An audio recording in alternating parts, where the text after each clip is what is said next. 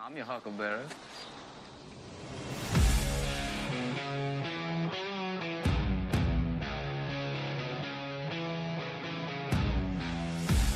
This is the Smoking Guns Podcast.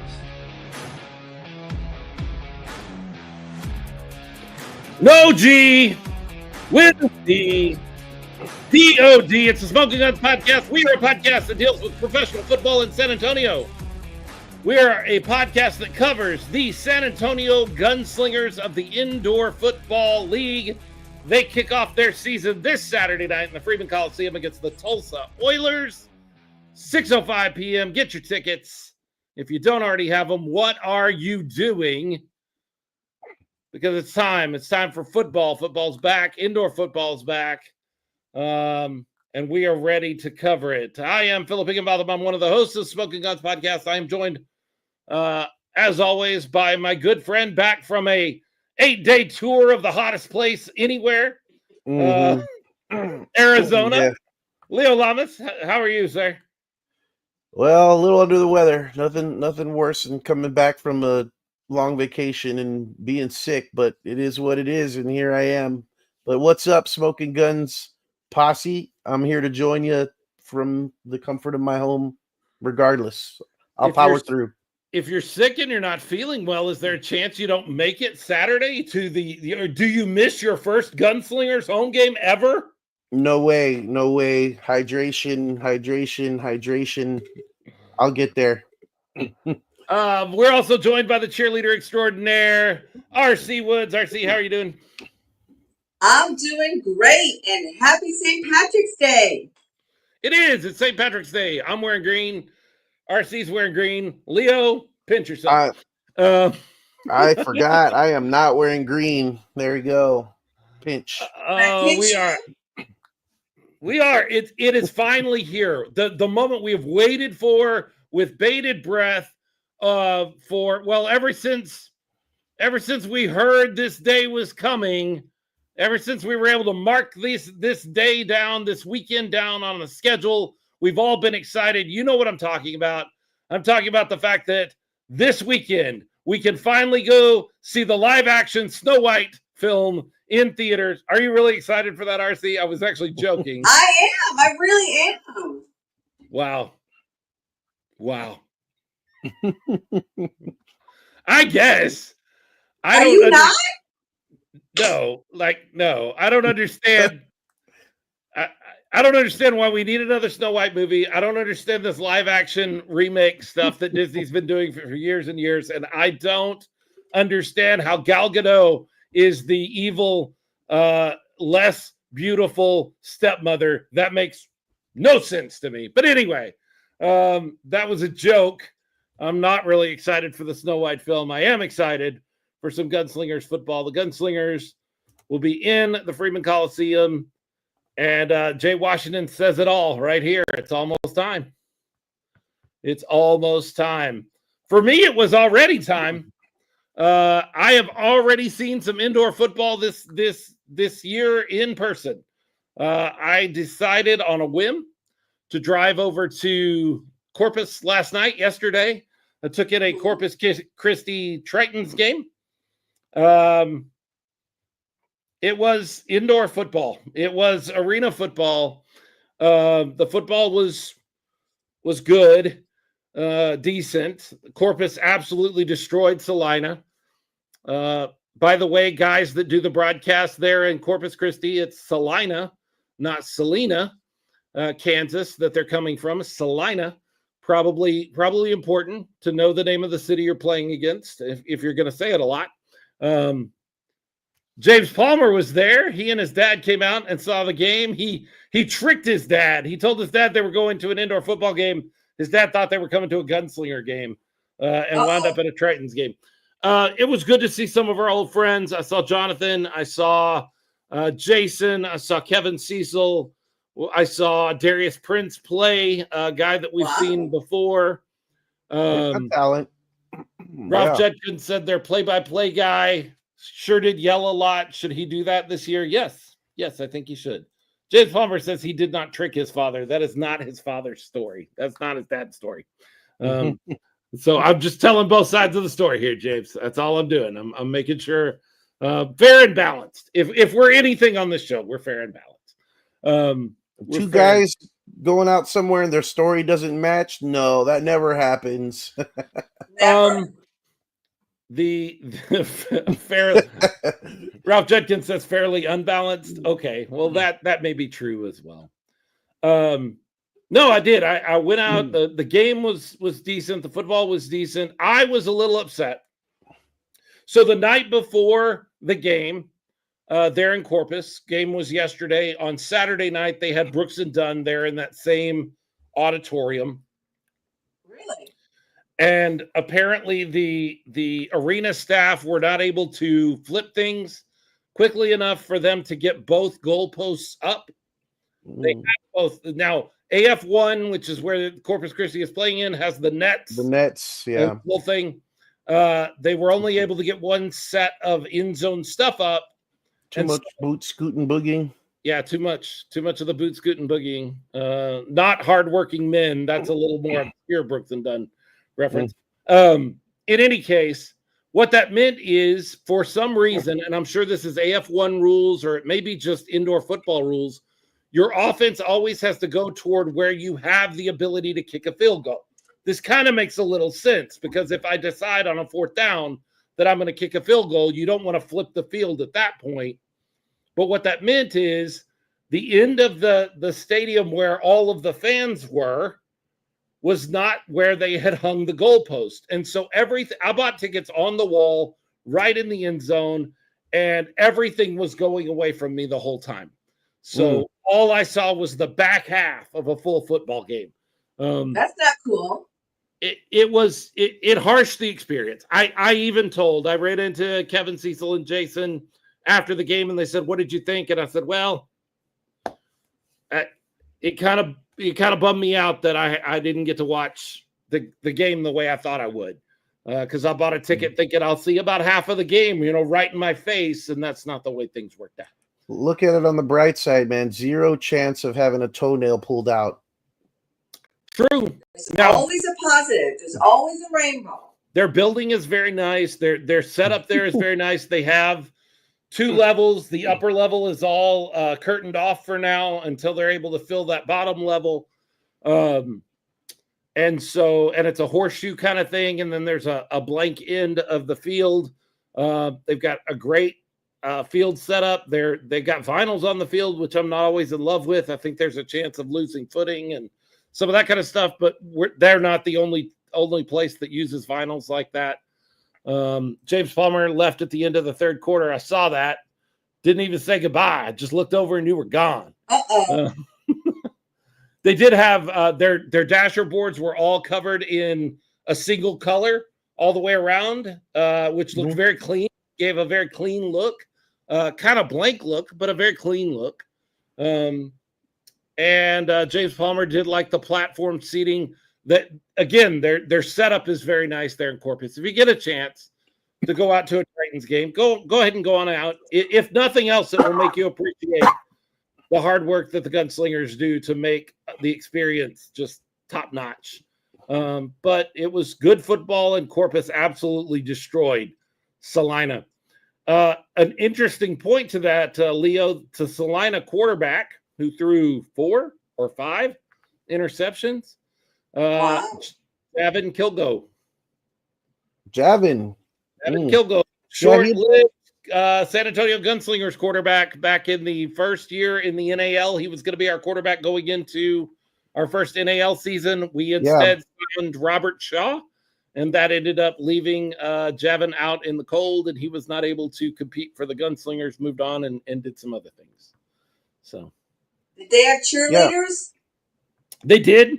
They had a very large group of cheerleaders, the Sirens, which I think is a good, like, the Tritons and Sirens. Like, they've got a good thing going there. I love their branding. Okay. I love their colors.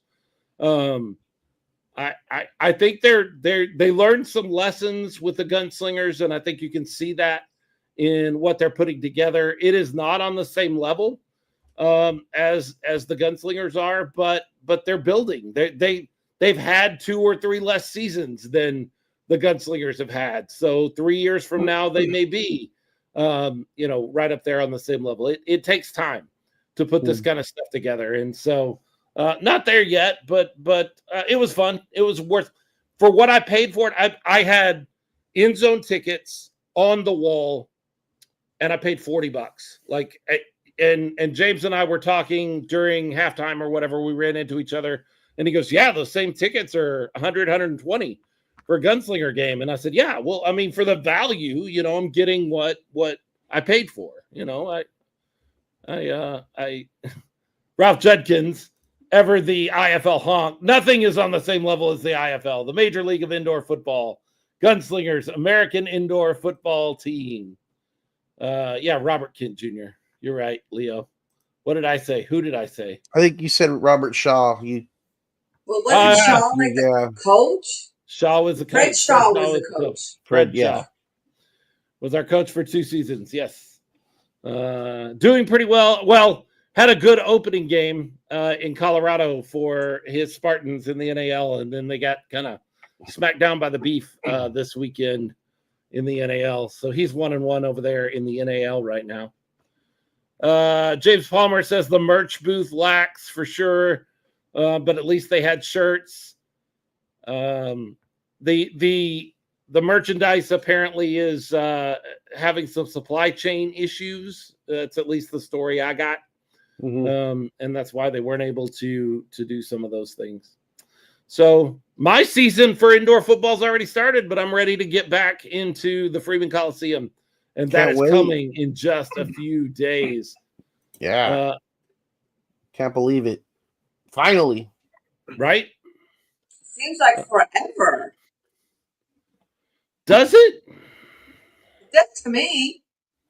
It does seem like it's been a long time since the season. Like, it's been a long wait to get back into arena football and in the Freeman and see people. I was just talking to Greg Nelson, and how excited he was, and how we were looking forward to finally get indoor football going, and it was funny. I'll interject with a little. He was texting me, and then we were sitting in the kitchen on the counter there. Dolores was doing her thing in the kitchen. I was sitting there talking to her and texting with him, and then all of a sudden the phone rings after a few minutes lapse, and I look down and it's Greg, and I'm like, "Oh, he's calling me now. I wonder what's going on."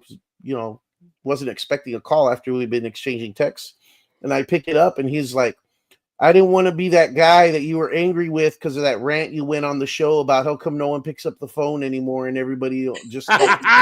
So he called me out on that, and I thought it was great. I was laughing. Yeah.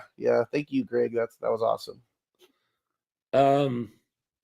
Yeah, I guess it's been longer than I think it has. What was it? August was the end of the season. Yeah. Yeah. So that's been a while. I mean, I guess that's true. It's been a while. Well, if you're a Cowboys fan, it's been a long time since you've seen long time. Long time. Longer. Very long time. Very, very long. Sorry, guys. I know there's a lot of Cowboys fans that watch the show, follow the show. Yeah, he's just saying sorry that you're Cowboys fans is what he's saying. And then, hey, look, I didn't say I'm that. with you. I'm with you, but so we head into the new season. Camp is done. The roster is pared down quite a bit. I don't think it's fully pared down. I don't think we'll get a full picture of exactly what the team looks like until they take the field on Saturday night. And I think that's very much by design. Coach Tom Menas is a master chess player, and he's not going to give away any of his moves before he has to. And that's not his fault. I don't like that he does things that way. Just as a guy in the media, I kind of want the information so that I can do research before the game and all of those kind of things. But I can't blame him. He is playing by the rules, and the rules say you don't have to. So he doesn't. And that's fair. That's not Tom Menas's fault at all. If anything, maybe the league should have other requirements for them. Is it fair to the players, though? I don't know. You're holding Yeah. on to them until the very last second, and then you release them, and they might have had some time to go out and try and get picked up somewhere else. Yeah, I don't know. I mean, that, if they're here, if they get to stay a couple of extra days here, an extra week here, I think that's good for them in some Yeah. way. Everybody wants to be here. So, Jay Washington, time to ask the hard-hitting question. You're returning as the color analyst, Philip. Yes, I will be in the booth with Ralph.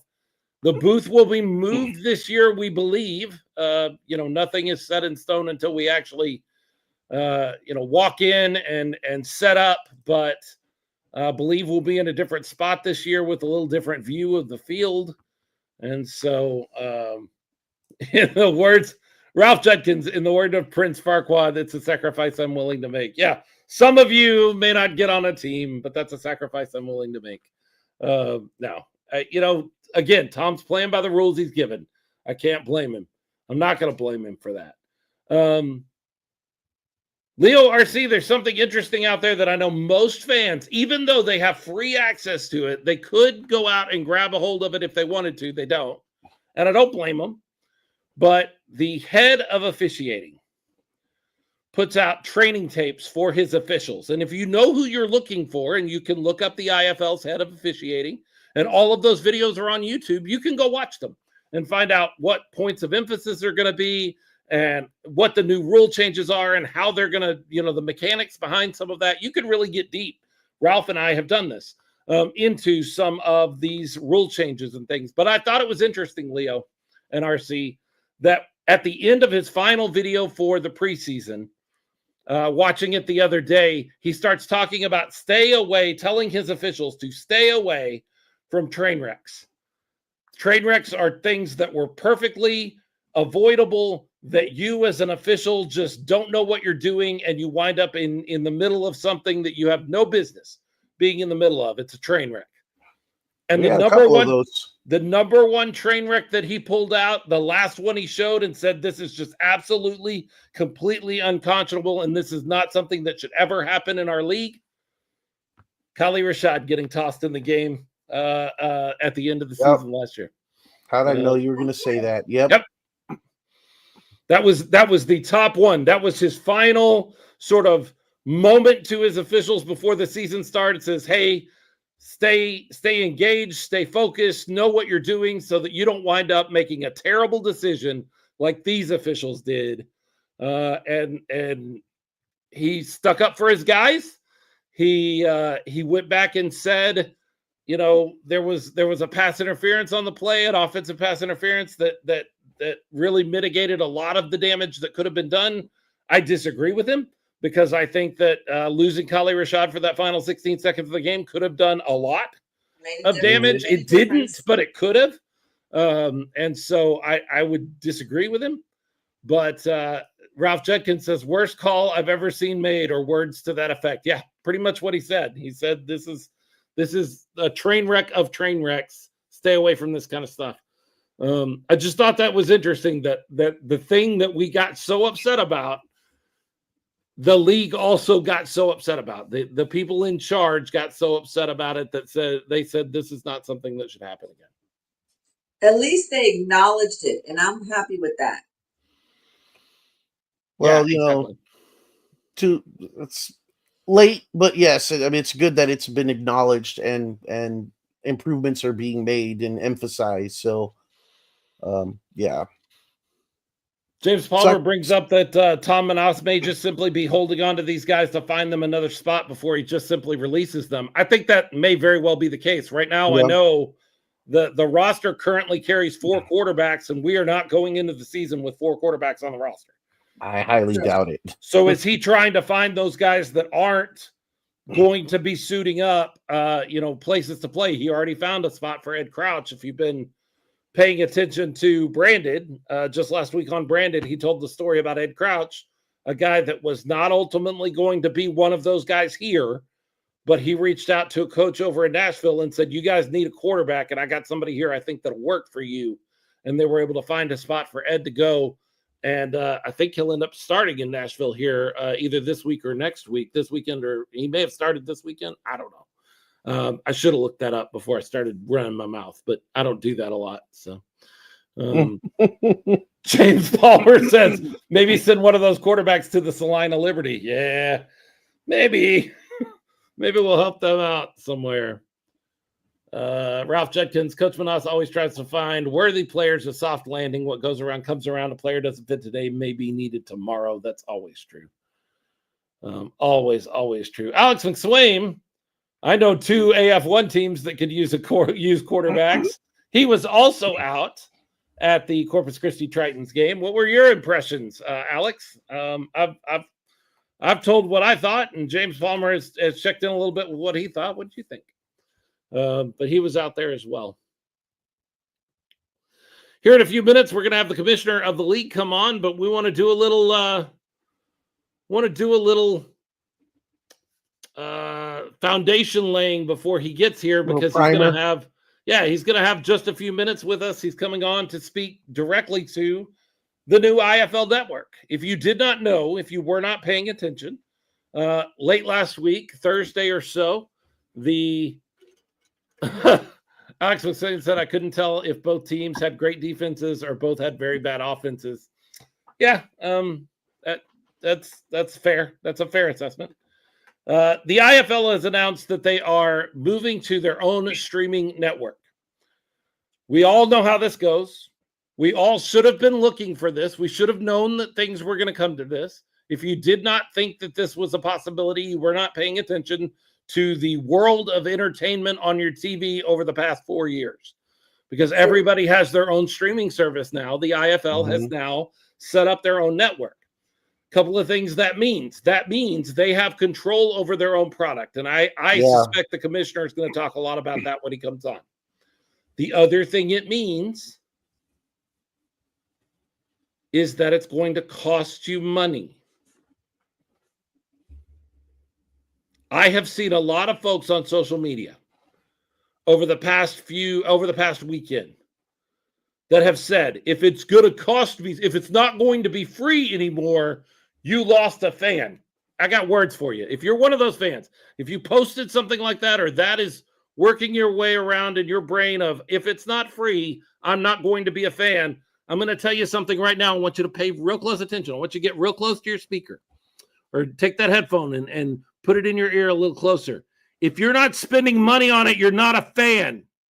That's true. If you're not willing to spend money on the product, they don't need you as a fan. You don't mean what you think you mean if you're not willing to put dollars into something like this. Look, the NFL doesn't need your dollars, okay? And so I understand how people are like, I want to watch NFL games on CBS for free. I hate that I have to get a package now to watch this NFL game, that NFL. Like, I get that. I understand that argument.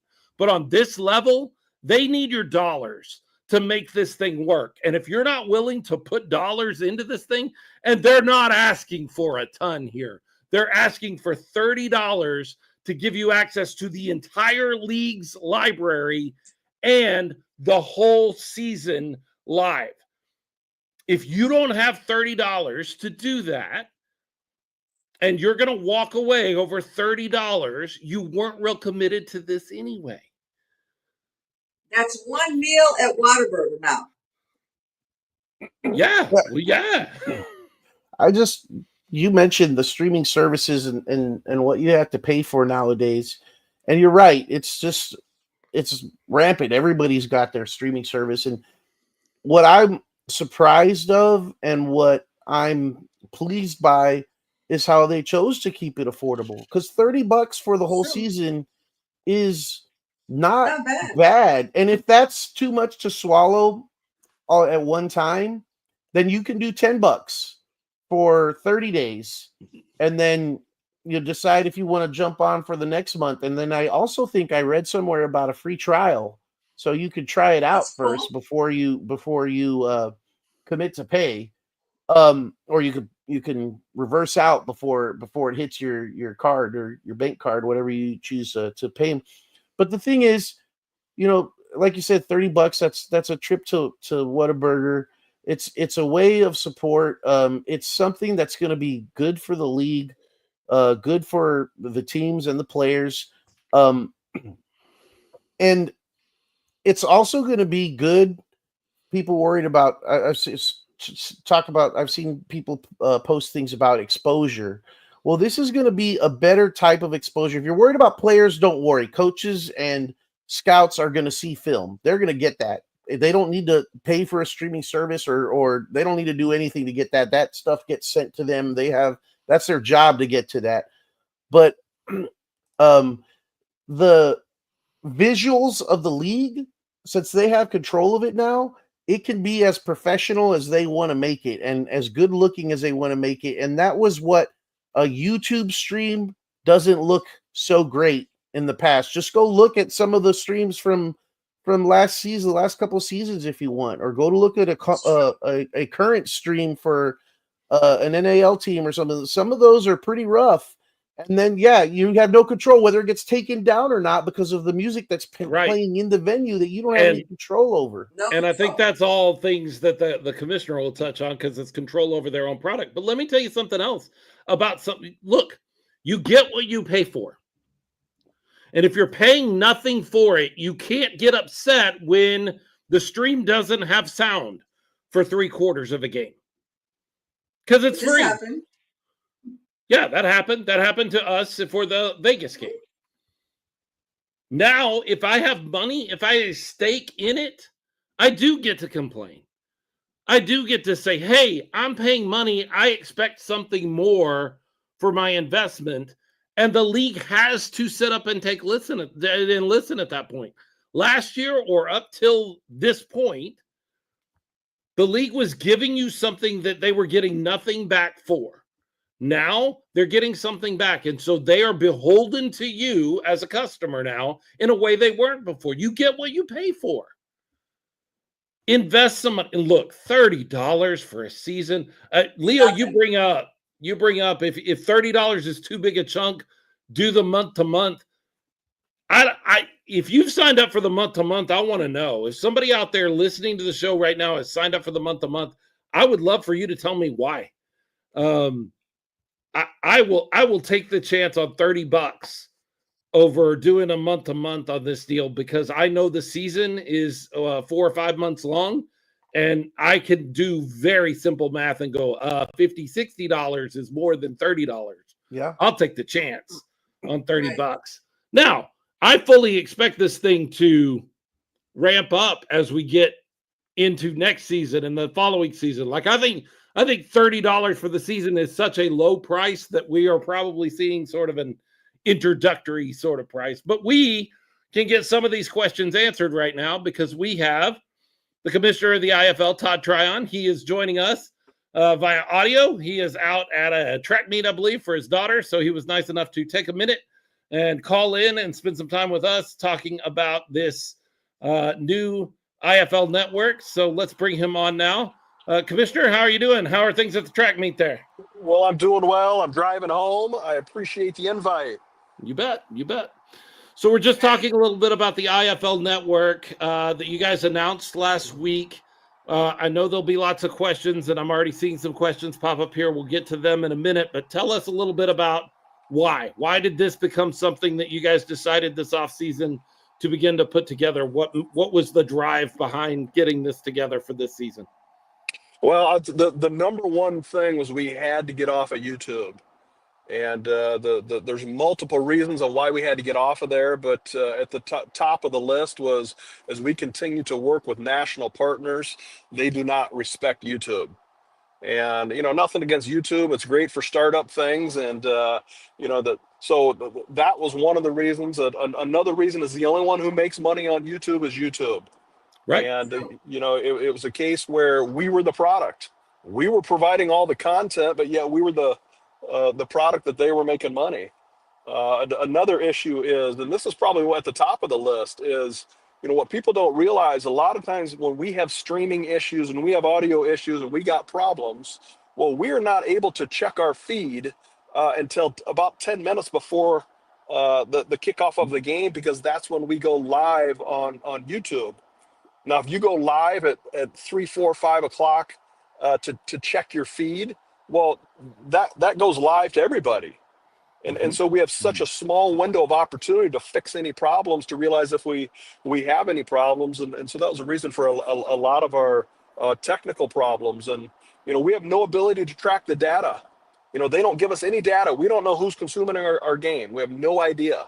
And so once again, as we're talking to national partners out there, they want to know, hey, who's your customer? What age are they? What's their demographic? Where are they at? What kind of money? We have nothing. And so we had to get off the YouTube platform, and that's why we created our own network.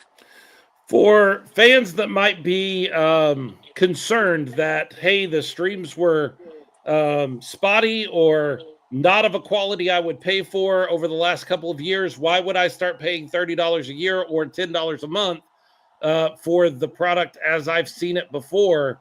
Is there going to be a quality difference? Are we going to see this money end up filtering back into these streams and ended up seeing a better product on the consumer end? We're establishing a new standard, and we're establishing it now. I mean, this industry, I don't have to sit here and waste your guys' time on how low that standard has dropped. Mm-hmm. And we're establishing a new one. We partnered with Dobie, which is a very recognizable brand. We partnered with a company called Visaic. And what they do is they act as our control center, and they're the ones that are communicating with the arenas. They're the ones taking the feed, cleaning it up, making it look nice and good, and then we go live on our platform. And so does that mean we're not going to have any problems? I'm not going to say that, because then we will. But here's what I know is our problems are going to be dramatically minimized because of this control center. That they have the ability, come noon, 1 o'clock, doesn't matter. They can be checking the feed, seeing how things look, make sure our score bug's up there, making sure audio's good. We can check all that stuff so much sooner. That way we've got the ability to troubleshoot if there is problems.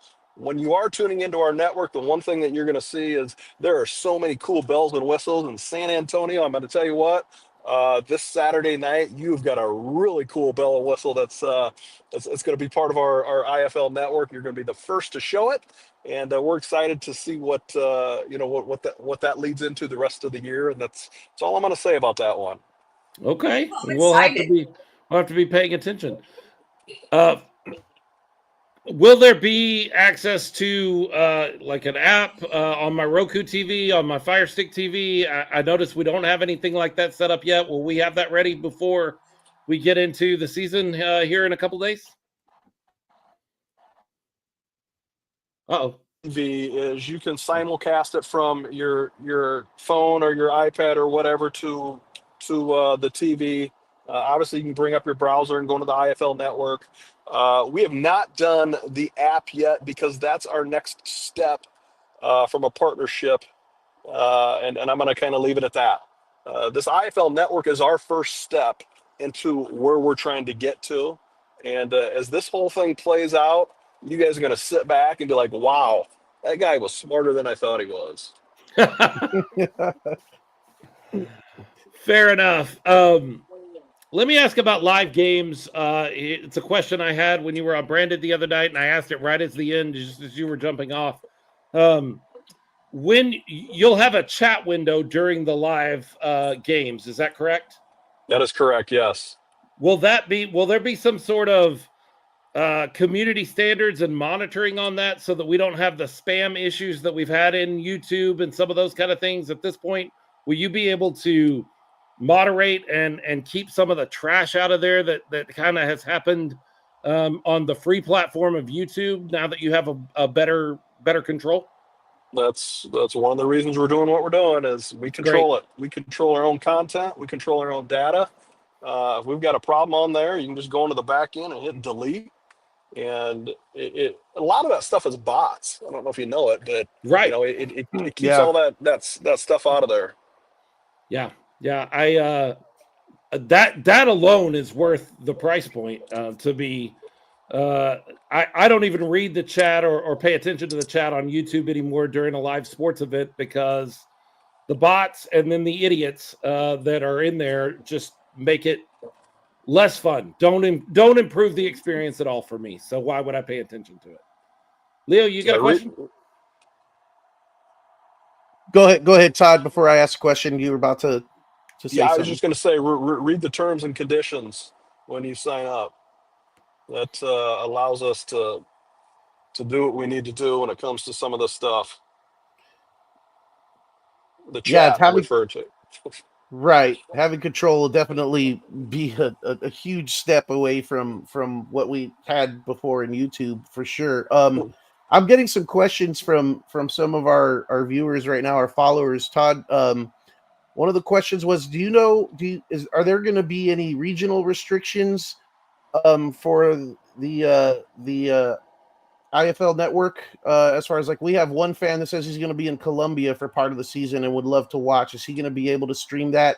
Are there IP or regional restrictions for the There's site? not. We control. We can geofence anywhere we want to.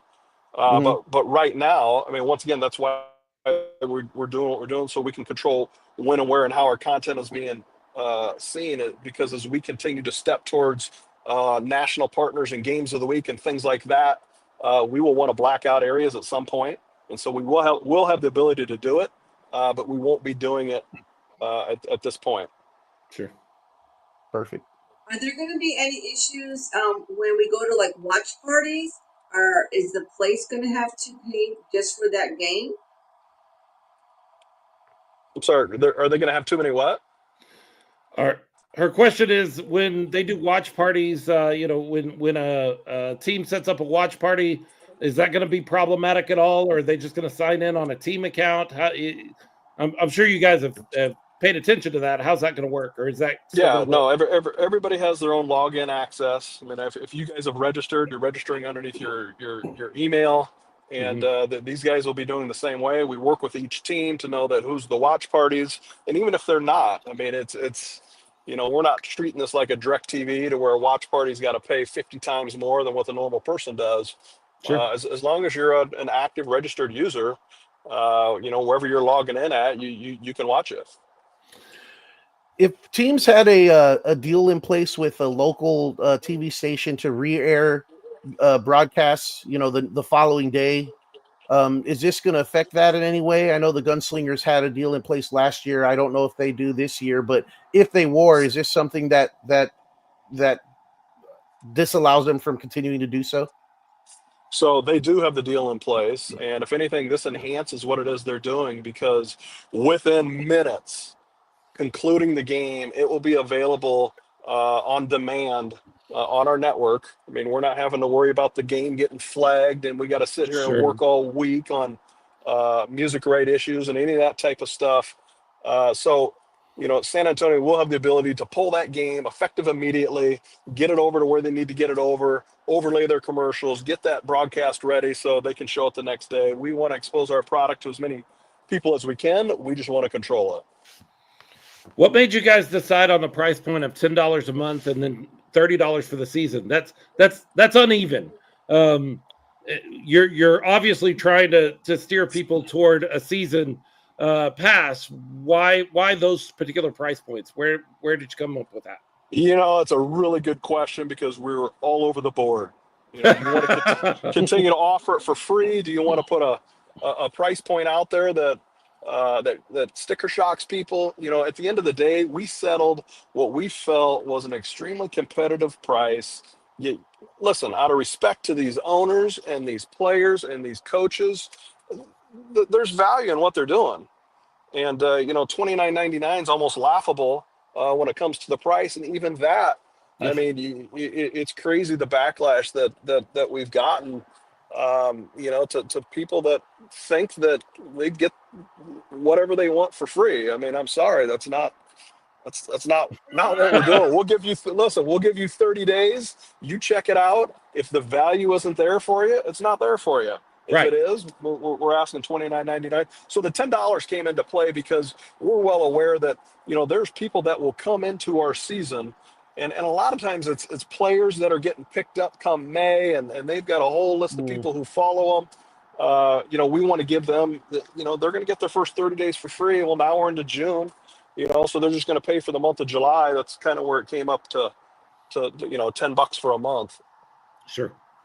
Well, and I know that you called in after I said this, but one of my things that I've seen all weekend on social media as far as the IFL network is lots of folks that have said, if it's not free anymore, if it's not available to me free anymore, you've lost a fan. And my message to those folks is you were not a fan if you were not willing to put some sort of investment into the league. You're not a fan that moves the needle in any real way for our owners and for our players if you're not willing to invest a very small amount of money in a season pass for the IFL network. You know, it's disappointing. It really is. And 9 out of 10 of those people will never come into your market, spend $1. Right. You know, there's somebody that lives, you know, in Canada or wherever the heck they're living, and you know, you're right. Are you really a fan? You know, are you helping add value to what it is we're trying to do? You know, people are really quick to sit here and criticize the moves that people make, but yet they do nothing to contribute to it. And you know, it's all I say. Hey, man, 30 days, check it out. If you don't appreciate the quality that we're going to be providing, the presentation that all these teams, I mean, we're now up to 10 teams have bought these brand new fields, and the other 4 had already had new fields. I mean, we partnered with Adidas. We've got the best looking unified uniform out there. We cleaned up, made sure that your dashboards are at a certain standard. We made sure that every team, you got to have 4 camera angles. I mean, you got to have replay. You got to, I mean, there's all these standards that we put into play here that, listen, we're reestablishing the standard that this industry has dramatically dropped to, and you guys are going to see it on our network. I even heard one of your owners, not our owner here in San Antonio, but one of your owners this weekend said, if you want free indoor football, those leagues are out there. You can go watch those. The quality is not near what you're going to get in the IFL, and certainly, you know, an even better quality now that you're able to put some resources back into it in a way that you haven't been able to before. But even one of your owners has said, hey, if that's what you're looking for, it's out there.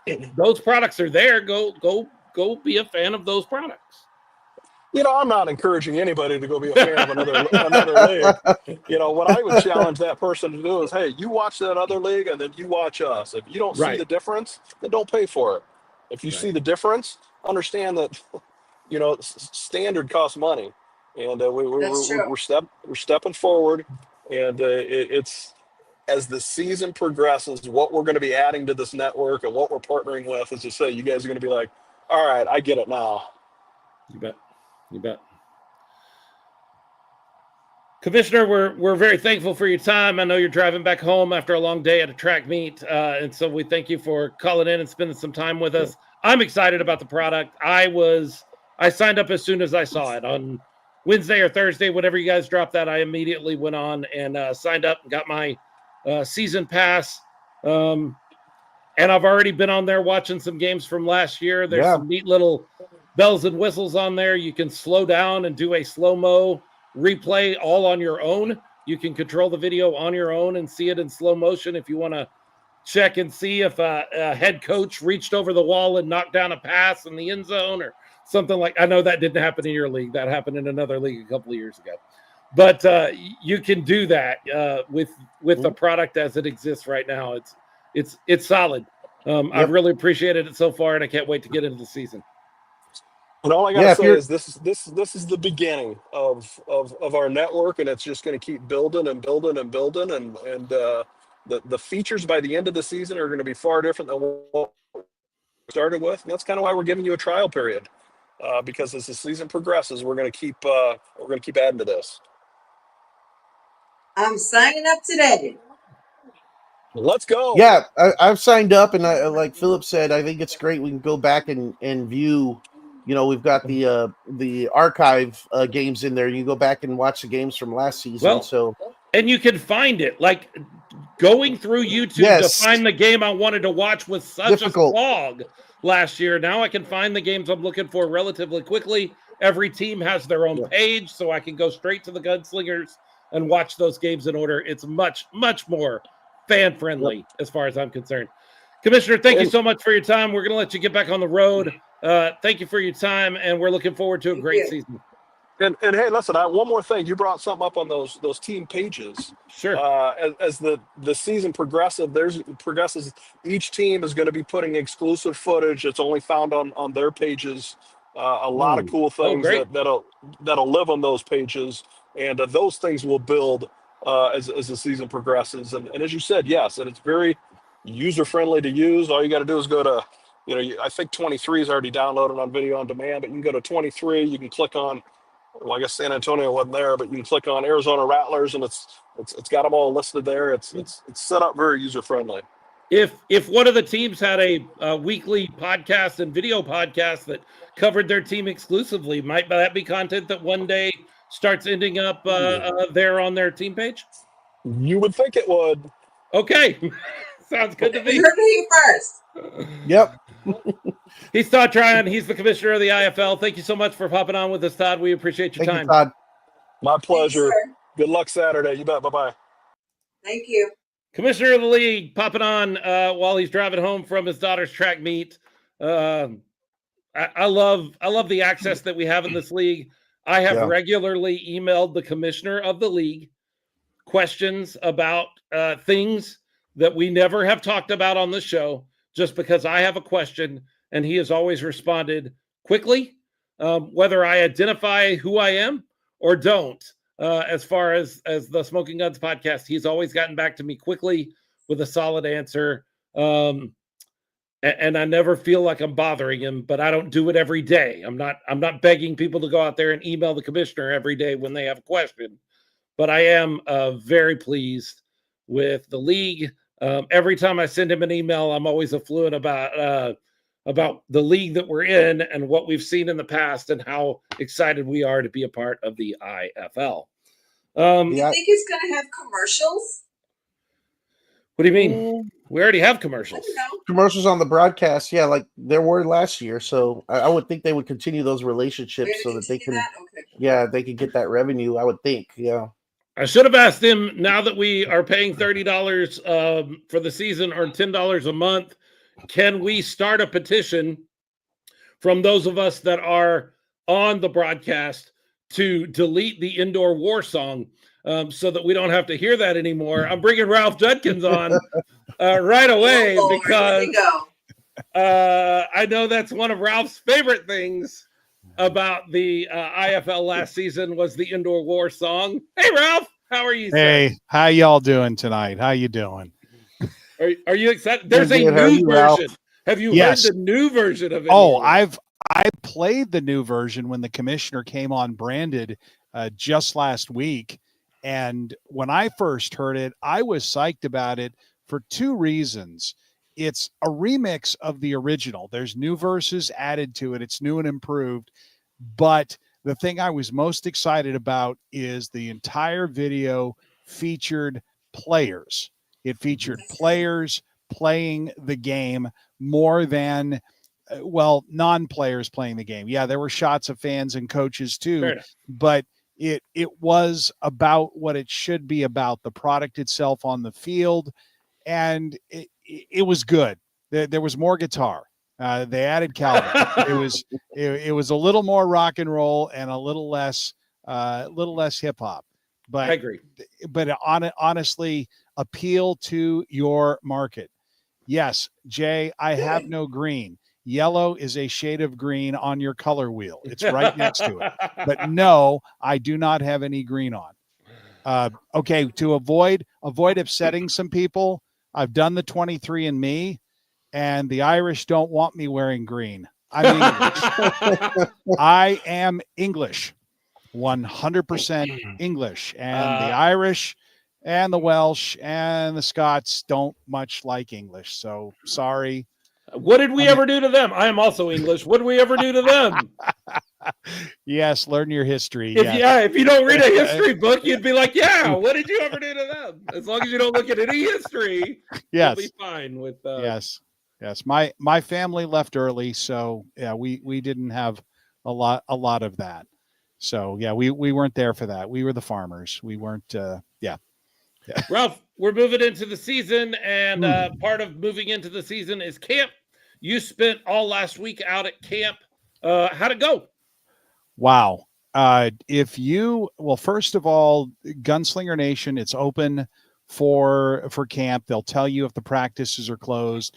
You could still go out there and watch them prep even tomorrow for Tulsa. And what is impressive about it, first of all, thank you, God, for the weather we had at camp. It's beautiful. The whole morning, week's beautiful. The mornings were cool. These guys are out there. They're wearing helmets. They're wearing pads. They are doing a physical job interview. James Palmer saying he was out at camp. Yes, saw James. In fact, when he came in, I would go over and whisper the briefing that coach gave for the play. So he knew what to expect for the day. Were they going to be hitting hard? What were they going for? And James was there on Sunday and saw a fantastic practice where the writ was Coach Menas felt that the offense had progressed enough that they could take some disruptors. And the defense was turned loose, and it was very much like a game. Coach has always said some of the best football you'll see is in the tryout phase with guys trying for a job. And by golly, that's what it was. But mad props and respects for what a football coach, a professional football coach, has to do in a very short period of time in the IFL. It is a 7-day camp. It is Sunday into Friday of looking at every person that shows up and evaluating them as a player and evaluating how they would fit in the system that the coaches have worked out, offense and defense. And my goodness, there's a lot of fellows out there moving around, and for them to do it effectively and make the right choices, this isn't for the faint-hearted. This isn't for the indecisive. This isn't for the timid at all. Sure. The amount of details, amount of moving parts, and amount that goes on there is mind-boggling. And that's what I saw, and that's what's really the most impressive part about camp, between the trainers bringing out the equipment. They start early in the morning with the taping. The players go out there. They go through the steps for a football practice. And this year, an exciting piece came into place. The Gunslingers got a drone, as opposed to me being last year up on a platform with lightning in and around the area. I started out by saying thank you, God, for the weather, because last year we had thunderstorms in and around the area. There was rain on the field. It limited what they could do early days of practice. This year, there was no limitation, and I wasn't on top of a scissor lift with lightning flashes on the horizon. So I felt better about it.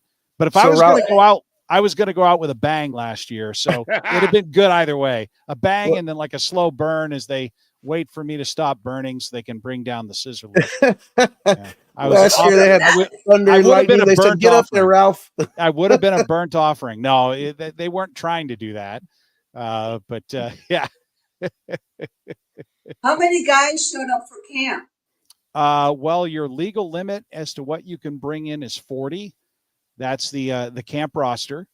And I don't believe we had anyone that was invited that did not show that we knew about the weekend before. Nobody missed their plane. Anyone that got on a plane to come here, got on the plane to got here and made it here. Was it a relatively healthy camp? I mean, is there anybody dealing with injuries right now that we're waiting on? Now, you don't have to name specific names. I don't want to get you in trouble or anything if that's not allowed. But Leo, I won't even tell you anything. I won't even tell you if there was an injury, let alone the extent of it. I won't tell you anything. Football is a very physical game. Yes. I will tell you, a lot of smart things go on at camp. One of the things that Coach Menas had implemented a long time ago, and it just makes so much sense. They're running a play. What if the ball hits the ground? It's a fumble. It's knocked down. Players diving on the ground does not happen at a gunslinger training camp. It doesn't happen during practice. If the ball goes on the ground, the fumble was lost. That's just it. They don't do that because it's stupid. You get people injured because they're diving on the ground, rolling around for a ball, trying to rip it away. They don't do that. Everything they do is smart. When you become a gunslinger, even at camp, I've seen all the other training videos. I hope the fans of the show go on to, because they're getting dropped on YouTube. They're getting dropped on other social media, Facebook, this team at training camp, this team at training camp. We're the only players I see wearing these things called shells. Instead of the actual pads on the shoulders, these are quilted, sort of semi-tough body protectors that primarily protect the collarbones and the tissue up there for when they rush into each other or fall down, they're not injured. I don't see another team that has those. We have them. I don't see, and this is one thing I posted about a couple times, I don't see anyone else practicing on an indoor field. I've seen turf brought in and laid down on top of a basketball court. I've seen several on a 100-yard field. I've seen what looks like an indoor soccer facility, and that's fine. But the standard for training is Gunslinger Nation, because the receivers, the defenders, they're looking at the actual hash marks. That was one of my jobs at camp that I was given, is I finally got to, I was ball boy. Coach Fuller would say, place the ball, this hash, boom, put the ball down, get the hell off the field so they can run the play. And they were running it on actual indoor dimensions. Nobody else has got that. And that has got to make a difference in early days and in week one. And that's what I'm looking forward to, is the payoff of Gunslinger Nation and the training that our players go through. I really think other teams, they'll either build their own facility or they'll just have to deal with losing, because the teams that have dedicated facilities and have places they can train are going to be the ones that are going to get the most out of their players, most out of the training times they have, because that's just the future where the sport is. We are raising, Don Rackler is raising the entire standard for how players are prepared to play this game, and they're just going to go out there and be more prepared. Okay, we're talking about the quality of the facilities and the quality of the coaching and the quality of this and the quality of that. Let's talk about the quality we care about. You've been around this sport now long enough that you know what you're looking for and you know what you're seeing. What was the quality of football? I'm not sure. I appreciate you saying so, Philip. I really do. I'm not sure that I have yet. Your eyeball. I'm asking for your eyeball test. We'll preface all of this with saying this is Ralph's eye view perspective. For this is nothing official. This is not the team. Certainly, this is on Smoking Guns, not branded. It's very important that we make that distinction. But just your eyeball test. You've been around and you've watched. Look, if you don't know this about Ralph, folks, this guy watches more indoor football than 90% of the country. He has consumed more indoor football than 90%. And I'm taking, players and coaches out of that because that's what they do. That's their job. Right. But just your normal football watching public, Ralph is in that top 90th percentile, at least, of folks that's watched. He has seen enough football that he can give you some sort of perspective. And by your eyeball test, how was the football? Are you saying I'm obsessed? Yeah, You said it. You said that. Yeah, you said it. He said it. He did. There are many fans that have been watching longer. I'm not saying this to frustrate you, Philip, but not at all. There are many fans that have been watching longer. I felt I had to catch up. And that catching up became a habit.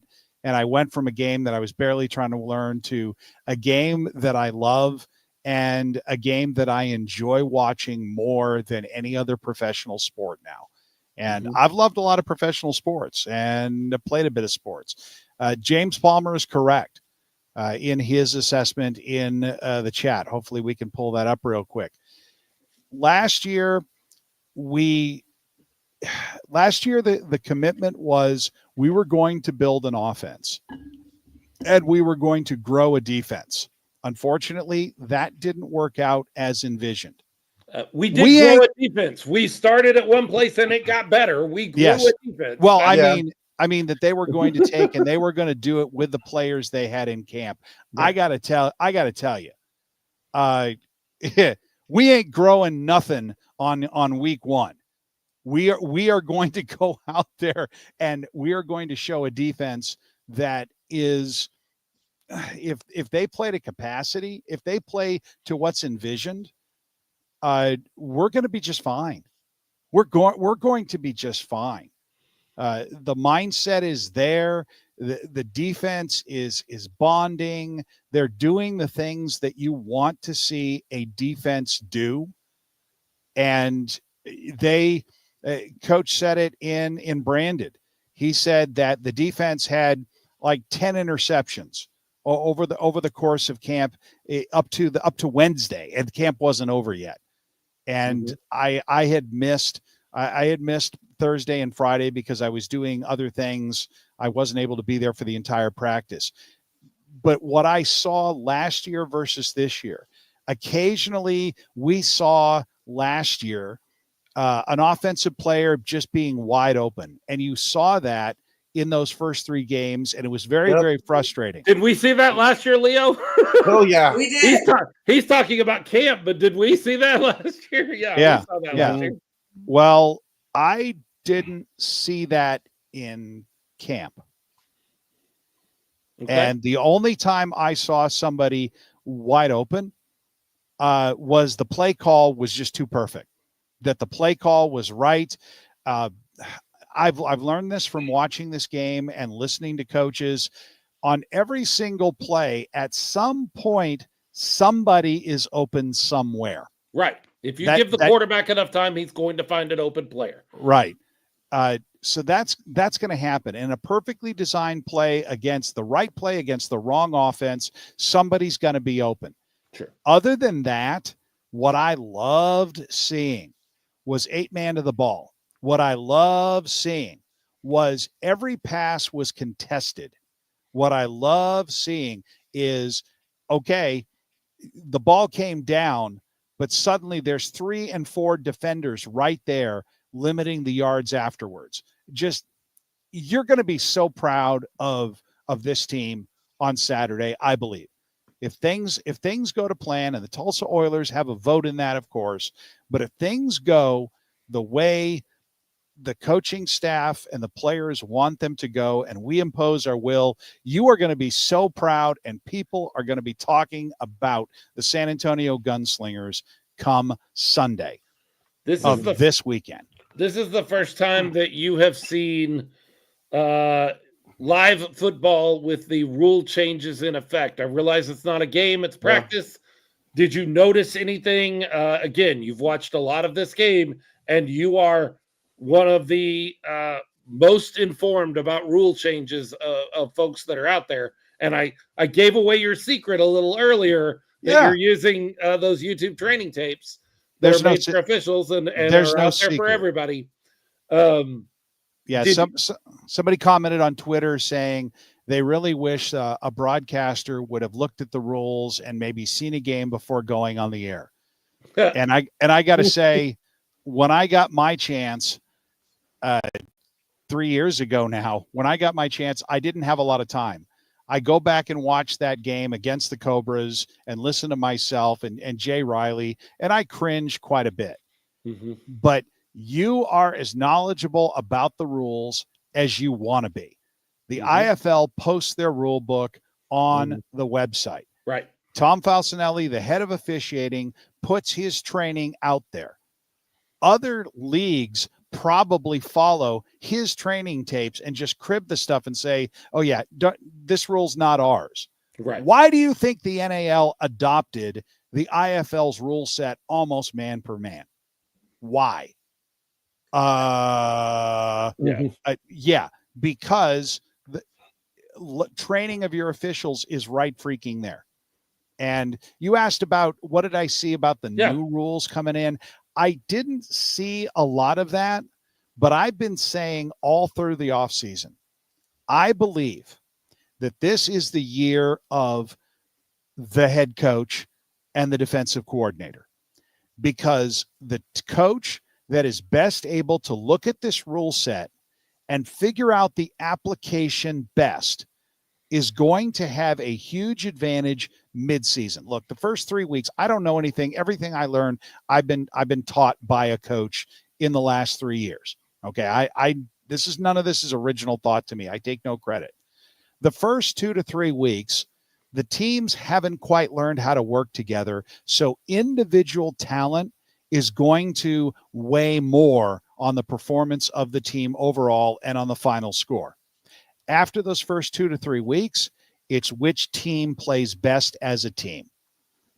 And after those first 3 weeks, we're going to see it. We're going to see that we have some of the best, smartest coaches in the whole league. It isn't an accident that these gentlemen have so many championships between them. It isn't an accident that this happened. And I'm looking forward to the chaos that is going to be caused by talented coaches. And what's going to happen after that? Other coaches are going to start imitating what the smart coaches are doing, but they're playing catch up. And now by the time they're installing their catch up, we're looking at the push for the playoffs. Mm-hmm.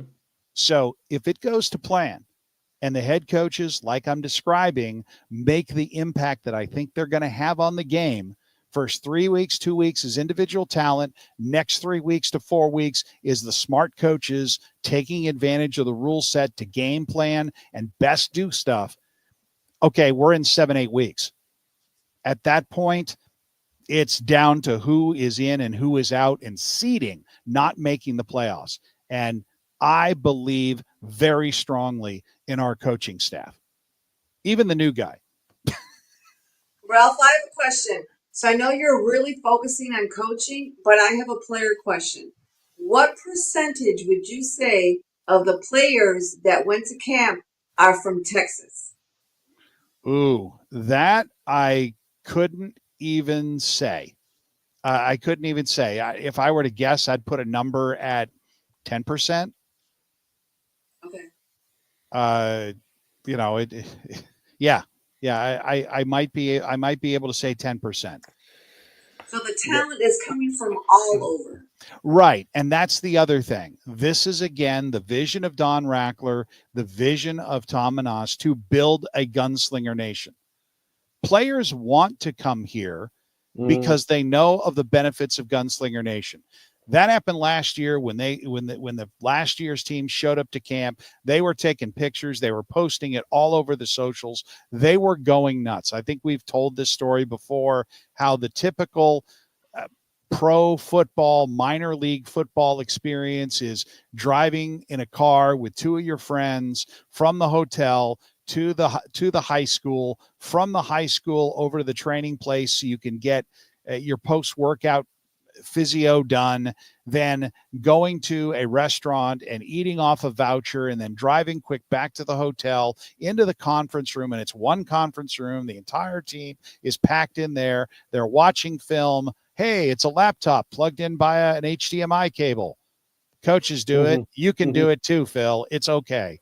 And they're watching film there, and everyone's in there, and it's crowded. And then they go into their individual hotel rooms. They don't hang out socially. They see each other at the Continental Buffet in the morning, and it's kind of hand to mouth subsistence.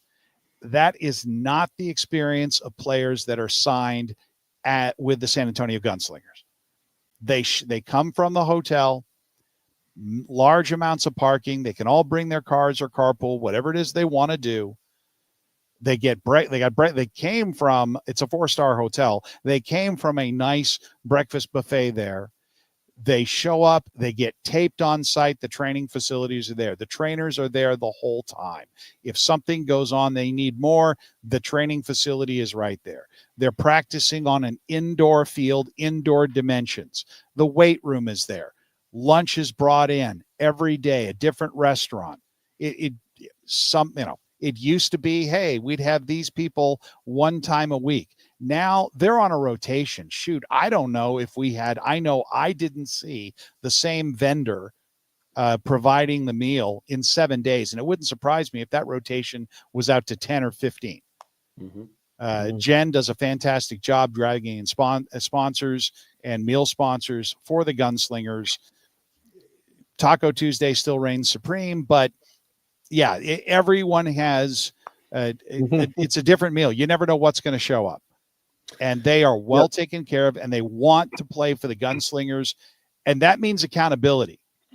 That means with much is given, much is expected. And these players know it. Every player that isn't here knows if they get a shot, by golly, they're going to hang on to it. Nobody wants to leave. It's like being kicked out of heaven. Right. You don't invest what this ownership has invested, both in just the physical investment, the financial investment in Gunslinger Nation, as well as the investment of building this culture. You don't do that just to attract talent from one certain area. It's from all over the country. They're bringing in top guys.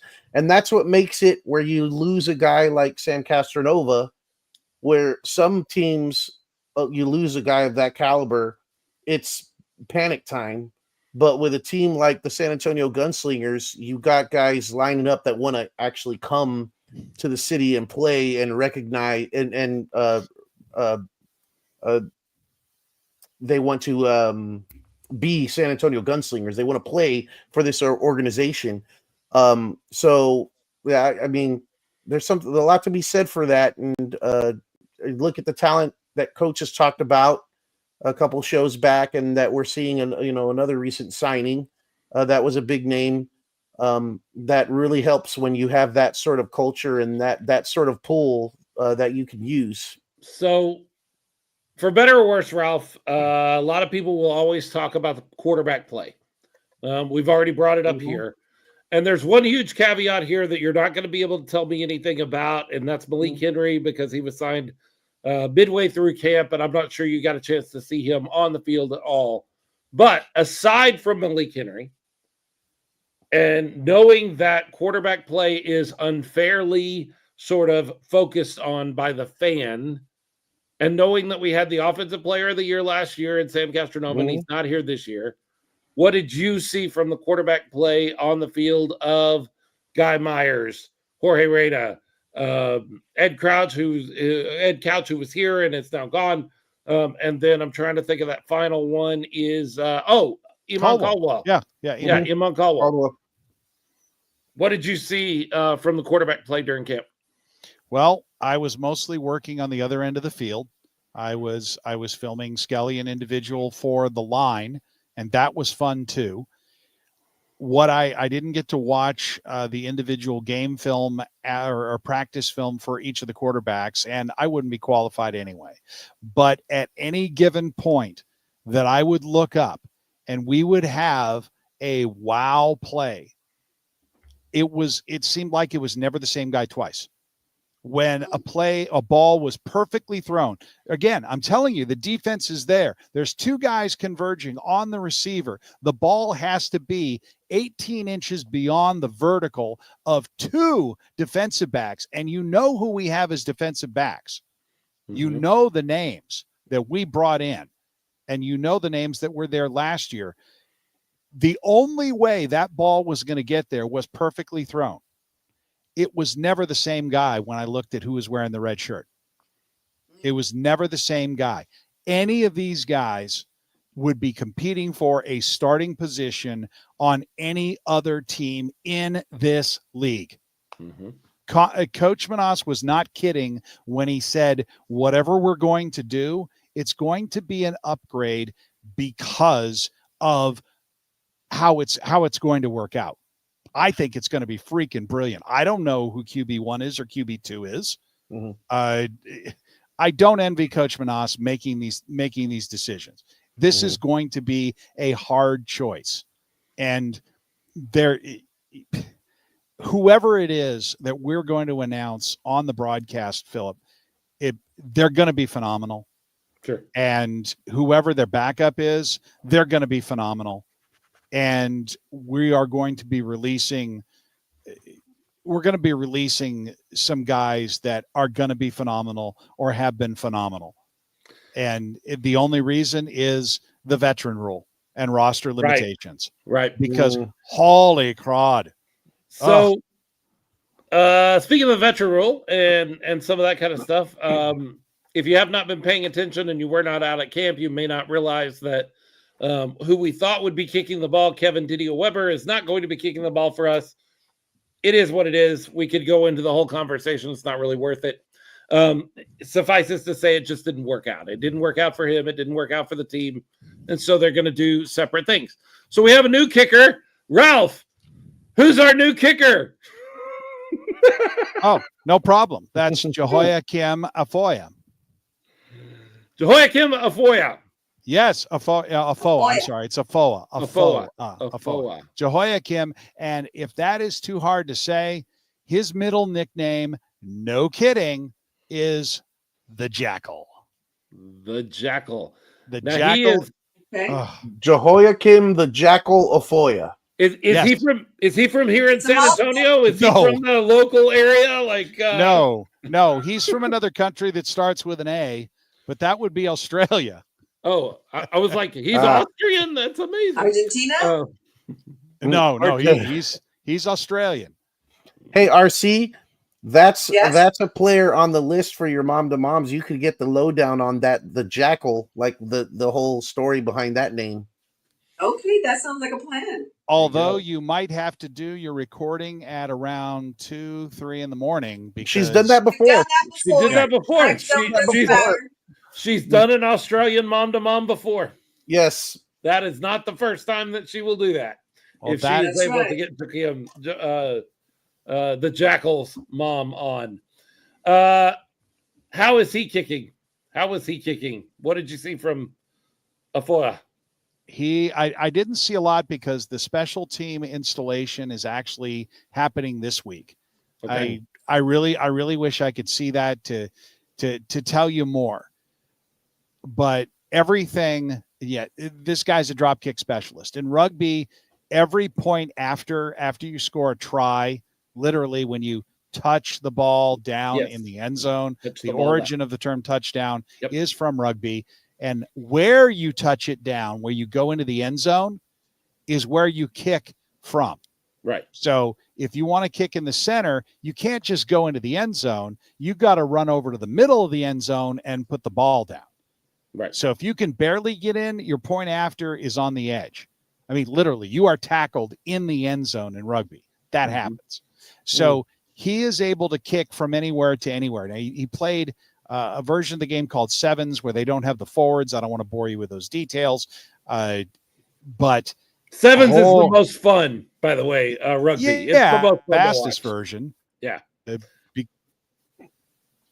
I'm a slow guy. It wasn't fun for me because I never got to touch the ball because I was chasing and panting after those fast guys. Anytime we broke down and played sevens, I sucked. But it's like, it's just conditioning. Endlessly conditioning. Yep. And so, in some kind of crazy shape, that'll be a rugby player. But where other kickers in this league were learning how to drop kick as almost a gimmick because we saw how annoying it was. Yeah, we're ahead by a touchdown, but then it's less than a touchdown. Another score, well, then now it's only a 5-point lead, and then it's a 4-point lead. Well, we could potentially see with this guy a 4-point field goal because you get an extra point for kicking a drop kick on a field goal. Right. So think about that. A drop kick field goal followed by a deuce. That's 6 points, baby. And we never even touched the end zone. Right. That's the capability that this guy potentially brings, that the Jackal potentially brings to the team. I'm excited about it. We'll see. I didn't get to see it, but yeah, this again, there's so many things about this team. If it goes the way we believe it will go, and we have all the reasons to believe it will, there's going to be a lot more people than RC Woods calling Australia at 2 and 3 in the morning to talk to the mom, to talk to agents of rugby players, because this could very well, just something to look forward to. It could change how the game is played. Or they just ban drop kicks altogether, because if you don't have one of these, yeah, you don't make the playoffs. And yeah, it was kind of a gimmick last year, but I think it was a gimmick that we all looked at and said, gee, that's a worthwhile tool in your toolbox. If you can, I hate those guys. Sure. I wish we had one. Yeah, exactly. I hate that they could do that. It's like the tush push. Yes. Drives me crazy that people are trying to, Leo, have you seen this? They're trying to make rules, change rules to get rid of the, have we talked about this on the show before? I'm sure we have. No, I don't know about the rule changes, but we've talked about the tush push. Yeah. People are trying to change the tush push. I saw somebody the other day say it's just not, I mean, somebody like a VP of football operations for one of the NFL teams that was petitioning to remove it, the competition committee to make a rule removing the tush push. And they said, it's just not a football play. And I'm like, based on the history of the sport, it is the most football play. Yeah. Yes, it is. That is how the game started right there. And if you don't like it, stop them. You know? Have you not seen the origins of the game known as soccer? I mean, yeah. I don't know if I'm getting booed by Alex McSwain. Something is getting booed by Alex McSwain. Heidi Higgins. Hey, Heidi, how are you? So it was kind of, the drop kick last year was kind of like the tush push, where like, I don't like it. I don't love seeing it all the time, but I hated it. It's effective and it's a way to score points. And so if it's going to be there, we might as well utilize it and put it in our toolbox, you know? And this again reinforces what I said about coaches, that we have a smart coaching staff. We have they're looking ahead. They're looking to innovate. We're not going to get out evolved by anybody. We if there is a way, we're going to find it. We're going to find it. Okay, Alex clarified. Not me. Boo to the people trying to get rid of the tush push. Okay, I agree. I mean, look, don't hear me. I don't love the tush push. In fact, it drives me crazy. I do not like it. I just do not imagine that there is any reasonable argument you can make for getting rid of it. It is safe. There is not, you cannot show me a data that says that injuries are higher based on that play. So you can't throw it out on safety reasons. You can't throw it out because only one team can do it, because if that's the case, then we should have gotten rid of the run and shoot offense in the 80s, because there was only one team that ran that really well. Buffalo was the only team, 80s into the 90s, that ran the run and shoot offense really, really well. And the no huddle that they were so popular with. Scripted plays. Yeah. Scripted plays. You got to get rid of that stuff, because some teams do it well and some teams don't. I just have to allow defensive substitutions. I don't like it. I don't like the tush push. I do not see any reasonable way to get rid of it. Well, the question again, I don't talk pro football. I don't talk NFL. And I feel the same way about the drop kick. I don't like it. I just don't see how to get rid of it. So, well, if you're doing it the right way, though, it's got to touch the turf. And I had my doubts on a bunch of them last year, Ralph. That's true. Yeah. They look like punts to me. Well, I've been reassured that cameras on the field showed that it did. I know from our angle up high, we couldn't see the ball at the lowest point because the degree is the lowest it is. And from our perspective, there was also in a lot of cases, many, many bodies in the way. And even on the film, it's like, dang, that looks an awful lot like a punt. But my comment on the NFL is what bothers me about the tush push is why we've had it for several years and not a single defensive coordinator has found an innovative way to beat it by getting low at the point of the attack, by finding a way to basically, okay, you're gonna put you're gonna put 3 bodies there pushing, we're gonna put 5. What I don't understand is this is a league, sports on a whole, but this league especially is a league of copycats. And when one team starts doing something and is successful with it, you see it permeate. The Wildcat. One team brought in the Wildcat and had a moderate amount of success with it. Everybody put in a Wildcat package. West Coast offense. You do not see that with the tush push. Nobody does it and does it as well and executes it the way Philadelphia does. And they've had time at this point to figure out how to do it. I thought you were going to say the San Antonio Gunslingers of 2 years ago. Oh, yeah. Yeah. Because by golly, Arvell Nelson. Arvell had some Russian touchdowns, man. His hindquarters got pushed quite a bit. I don't know what you call that, the thigh push. Right. But yeah, no, it worked. And actually in indoor, it seems to be, it might be more effective because there's a limited number of people you can bring to the point of attack. Right. Yeah, absolutely. So it may be making an appearance in IFL too. Yeah, I agree. So let's talk a little bit about the and Ralph, appreciate your camp thoughts and your camp ideas. You're more than welcome to hang out with us if you got somewhere else to be. Fully understand that you can. I'm willing to be campy anytime, like you guys talking about films. It was campy. Hey, we had a great time talking about films. I had a great time talking about films. Let's talk a little bit about the thing we kind of just glossed over a few minutes ago, Leo, and that is Malik Henry. You and I had a conversation as soon as he was signed. You were up in Arizona and not hovering over Facebook like you normally do all the time, I know. But I had to let you know that we got Malik Henry, and you were immediately excited by this signing. What excites you about the signing of Malik Henry?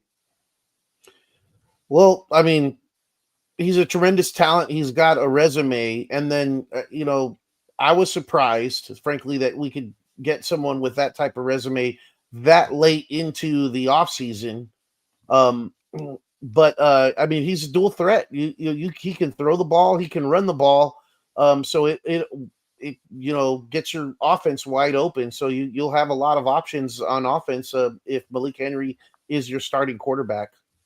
Our final year in the NAL, we went 5-1 to start the season, and then we were overtaken by the Carolina Cobras. Mm-hmm. Leo, who was the quarterback for those Carolina Cobras? Malik Henry. Who was the head coach and offensive coordinator for those Carolina Cobras? James Fuller. Oh, that's correct. Yep. Yes. There's the connection. So you know what? Do we have Sam Castronova? No. Nope. Do we have the quarterback that went toe-to-toe with him in the 2022 championship game? Look, Carolina lost that game. That had nothing to do with Malik Henry. I was at the game. I was there at the game. That game, that Jacksonville Shark team was just, it was their year. And it wasn't Malik Henry or James Fuller's fault that things went the way they did. But they sure came into San Antonio twice or 3 times and showed us how to play indoor football. Those 2 guys did. We had a 5-game winning streak. Mm-hmm. We had a 5-game winning streak. It wasn't by a lot of points. Right. And they came in on our home turf and dusted. Yeah, they handed it to us. Beat us twice here at home and then beat us in the playoffs to knock us out of the playoffs. Yep. The last game, last game was there, and then we went back there, came here. We had a chance to make it a home playoff game, and then we had to go back to Carolina and lost in Carolina. Yep. Yeah. And Malik Henry was part of that. He was a big part of that. And I loved our receivers then. Yes. Have you seen who's on the Gunslingers roster now at receiver? I mean, Oh, it's beautiful. yeah. Is that Yeah. another name that was killing us in those games that's on Uh, there that's leading our wide receiver core now? Well, DJ Myers was Murray? there for one of the years. Naquan Murray for the Laquan Sharks. Murray? Yeah. Kali Rashad was our guy. Mm-hmm. So I mean that's part of the killer bunch here. There's also what was this? Austin Upshaw. Yeah, Upshaw. Trying to find the other name that we brought over here. Yeah, just this guy by the name of Glenn Gibbons. Yeah, Glenn Gibbons. Yeah, Green Bay. who's going to give the number one receiver at Green Bay? Yeah. Oh, and he had some pretty catches too at camp. Yeah. Those bet he did. Yeah, I'll bet he did. he pulled down one that was contested out of a double team that was just gorgeous. Like, yep, that's why he's here. Yeah, I mean, coach is going to have a heck of a time in that wide receiver room. I guess. Yeah. Well, and look, we had 4 guys in camp at the quarterback position. One of those guys left in Ed Crouch. I keep debating with myself how to pronounce his name, so I looked it up. It's Crouch. With Ed Crouch, he left, so we were down to 3. I don't know anything. I would not ask the coach because I do not want the answer that Coach Tom Menas would give me. It's the same answer he'd give me. Okay, so if you made me lay money right now as to who will start on Saturday night for the Gunslingers, I would give you Malik Henry's name. I think he will be your starting quarterback. He is that kind of talent. He is just look. I'm about to say one of those things that people will give me a lot of grief for if it doesn't turn out to be this way. He's as good as Sam Castronova is. He brings as much to your team as Sam Castronova does. I love Sam. Yeah. That is not a slight on Sam at all. No. But Malik Henry is on that level. He is that level of talent. Yes. A Sam Castronova kind of talent. And combine that with a relationship, a multi-year relationship with the guy who I consider he is the wizard of offenses in the indoor game. He's every freaking rule set you have this guy playing. 1-man in motion, 2-man in motion, whatever you want to do. Right. Coach Fuller finds a way to make his team work, and you pair him with his guy. The thing that hurts so much about the 22 season when Carolina overtook us is they were not as talented of a team as we were. They did not have the same level of talent in Carolina that we had in San Antonio in my memory. But they were a better team.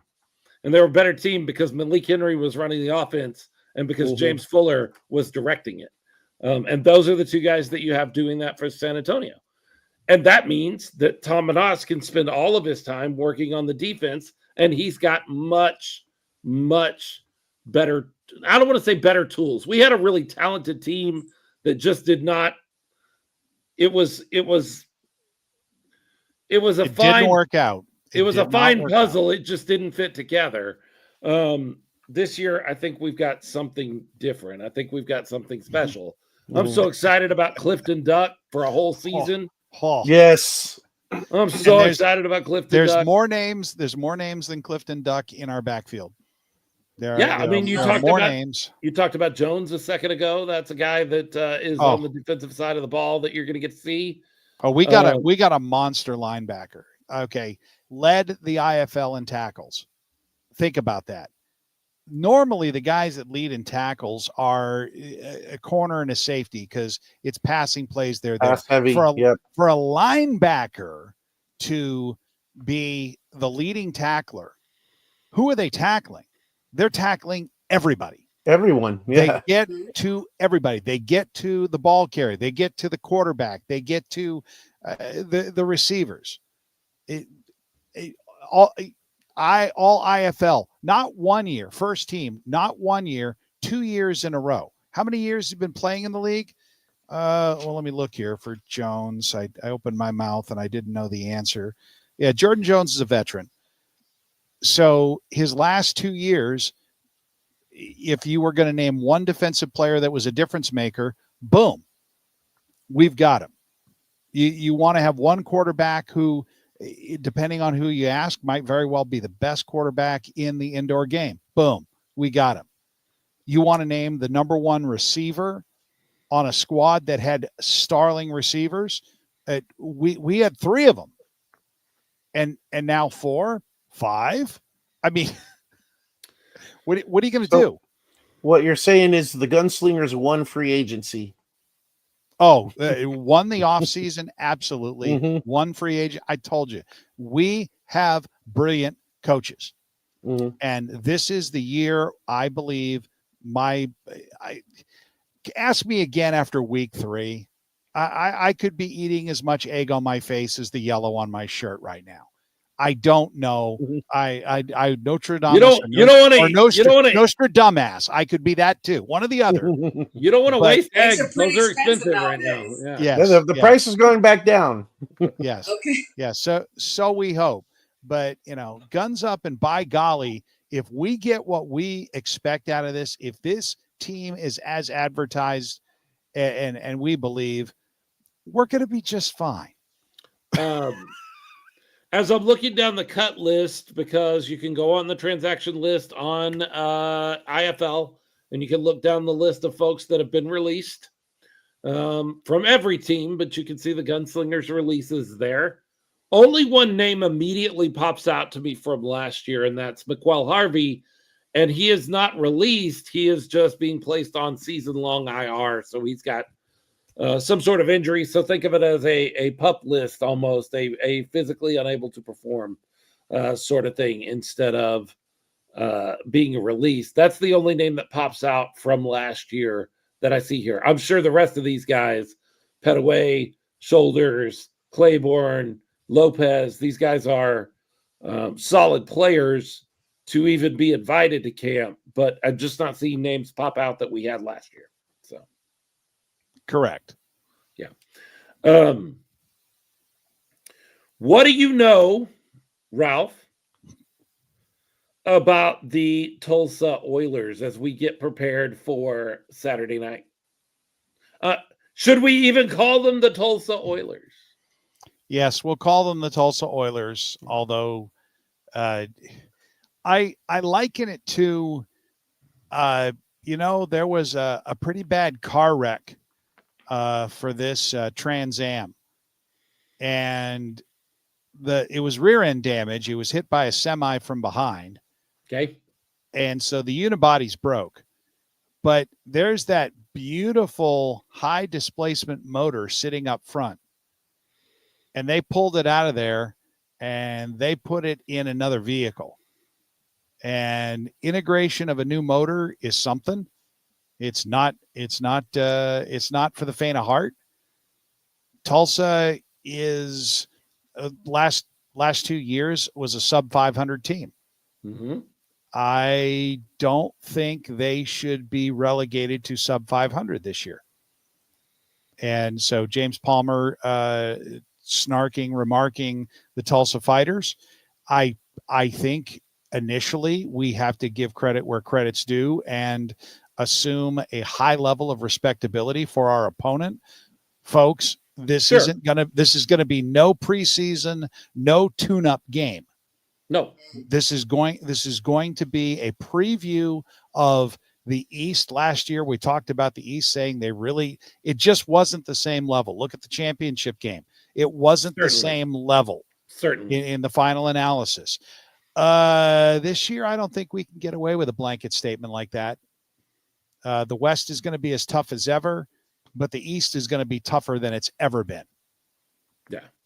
And the East is going to look like the West, and that's going to make the ultimate bowl game, United Bowl, definitely feel special. It won't be seen as a foregone conclusion. Not Yeah. this year. Again, I could be wrong. Egg on my face 3 weeks in, and in the final, what do I know? But so Frisco and transplanting coaches, transplanting players into Tulsa.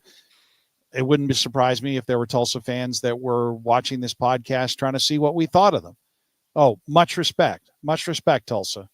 Sure. No, nobody's looking past. No one's saying this is going to be an easy win or this is already circled and put in the win column because you're an Eastern Conference team. No. Oh, heck no.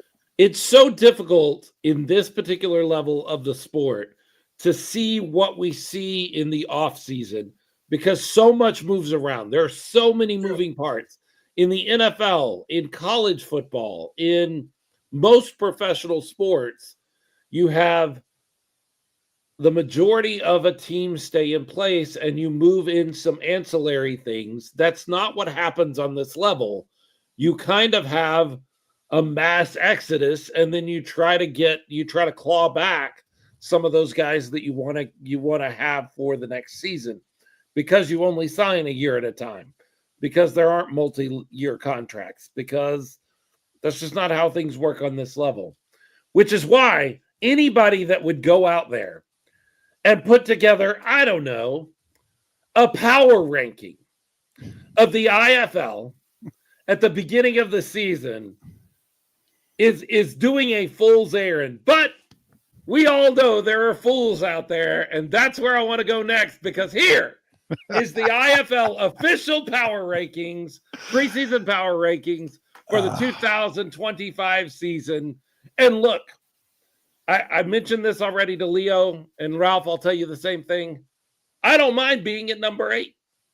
San Antonio was an 8-8 team. Some things have moved out. Some things have moved in. I don't really know what to expect. I'm hoping, and I see a lot of positive indications, but I'm okay with anybody that does preseason power rankings going, I don't know, I'm going to put them about the middle because I'm not sure what we're getting out of San Antonio. That doesn't bother me at all. I want my respect after the last game is played of the year, and you can save it until then. That's when I want my respect. When the last game is played of the year. Sure, but we're a show that talks about this league, and this is something this league. This isn't some podcast that put this together. This is something the league had somebody put together. They even wrote an article that goes along with it. And I'm not worried about it. Let me tell you what they had to say about the San Antonio Gunslingers. 2024 record, 8-8. San Antonio's high-powered offense ranked second in the league with 51.9 points per game in 2024, returning 2 all IFL wide receivers to keep the attack dangerous. However, defensive struggles kept them at 500.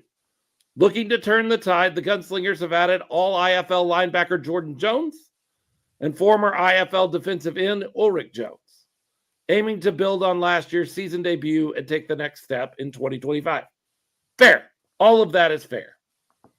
I have no issue with us being in the middle of the pack and with what they write there. However, I'm looking right now to see if somebody signed their name on this article. They did not. Oh, yes, they did.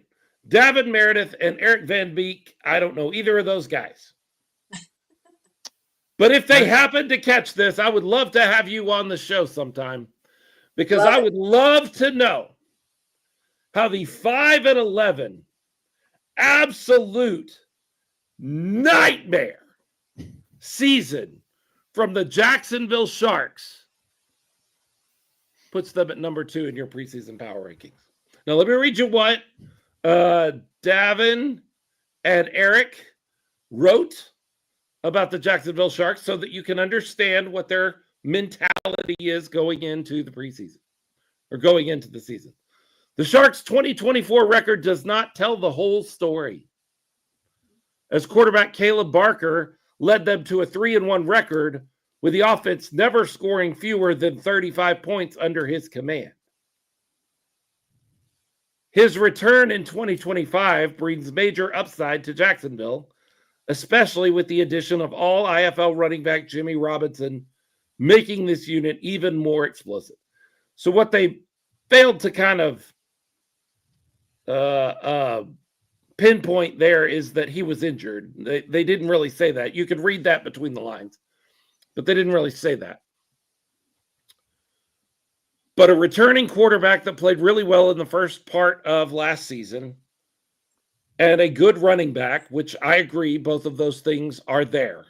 What they are seeing is there, does not, to me, justify the second best team in the league. And these mean nothing. Nothing. Ralph brought it up a second ago. I don't care. Like, I don't care, but it's something to talk about as we head into the preseason, and they put it out. So I just want to, that is my question mark. It's not San Antonio. I have no question mark there. I'm fine with that. Jacksonville is my question mark. Any idea, Ralph? No comment. Leo? No. Oh, there you go. No followed by comment. Yeah. No. No idea.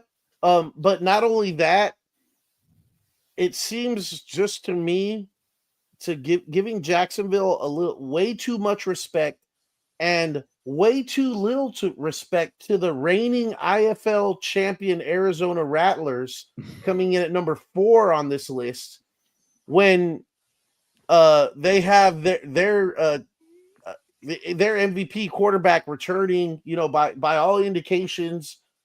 They're not gonna lose anything from last season, dropping all the way to number 4 when they currently have the trophy. Right. You would think that they start at number 1 regardless because they earned that. Exactly. But I don't know. I don't know what these guys are looking at. Alex McSwain may win the show tonight. He said, I'm waiting to hear something along the lines of, with the rule changes on defense, the Sharks have a 9th man out there helping them make plays. That makes sense. Jason Gibson helping in the end zone on defense is a big plus for them.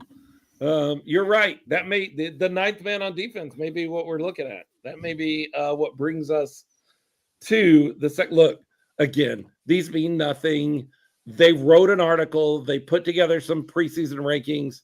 They don't know anymore. And they would tell you, I'm sure if they were to come on the show, they'd go, hey, this is just what we're seeing. This is we debated, we talked about it. That's just what we came up with. We could be just wrong. Remember, Eric Van Beek is the vice president of marketing, and he's doing a fantastic job of marketing his list because he got you to talk about it on your show. Hey, So if that hats off to It him. worked. It worked. If that was the grand strategy, Eric's a genius. James Maybe Palmer you just says, wanted an invite to the podcast. James Palmer says if they play on the Corpus field, they can always go that way toward the coach. And Well, Sorry, Coach Gibson, you are never, we ever going to live this down. are we ever going to stop giving Jason Gibson a hard time? Nope. no, not Nope. gonna happen. You did it. It happened, and you won a championship that year. And so I'm gonna always give you a hard time about that. Absolutely. It doesn't mean anything. I don't care where we're ranked. They could rank us last. I don't care. It doesn't mean anything. They're doing their best to. You're right. I mean, ultimately, they're doing their best to drive traffic, and they've done just that by putting something. Spicy. Yeah, spicy, Controversial. titillating, controversial that causes conversation. But I just don't buy second. The champion's down at 4. You got to be kidding me. Yeah. So It's a conversation starter. Ralph, you've been around the team. You've been getting ready for the season with everybody. What are you able to tell us that will be the different? What will be the same and what will be different in Freeman on Saturday night? Well, the first thing that comes to mind is the Gunslinger organization. All of the people there are going to be putting on a fun, exciting show. It is nonstop. Get there early. First night is fan appreciation night. Come out, be one of the ones that get to collect that pennant. For season ticket holders, they're having their season ticket holder event at the Freeman. There's going to be some kind of super lounge that you and I, Philip, are never going to get to see. Never going to see it. So yeah, the season ticket holders are going to have their own VIP experience. That's cool and that's new. The other big deal for the fans that go to the game is where we were in the past 3 years in the end zone overlooking on that stage area. We're no longer going to be there. You won't have us to kick around or kick balls at anymore.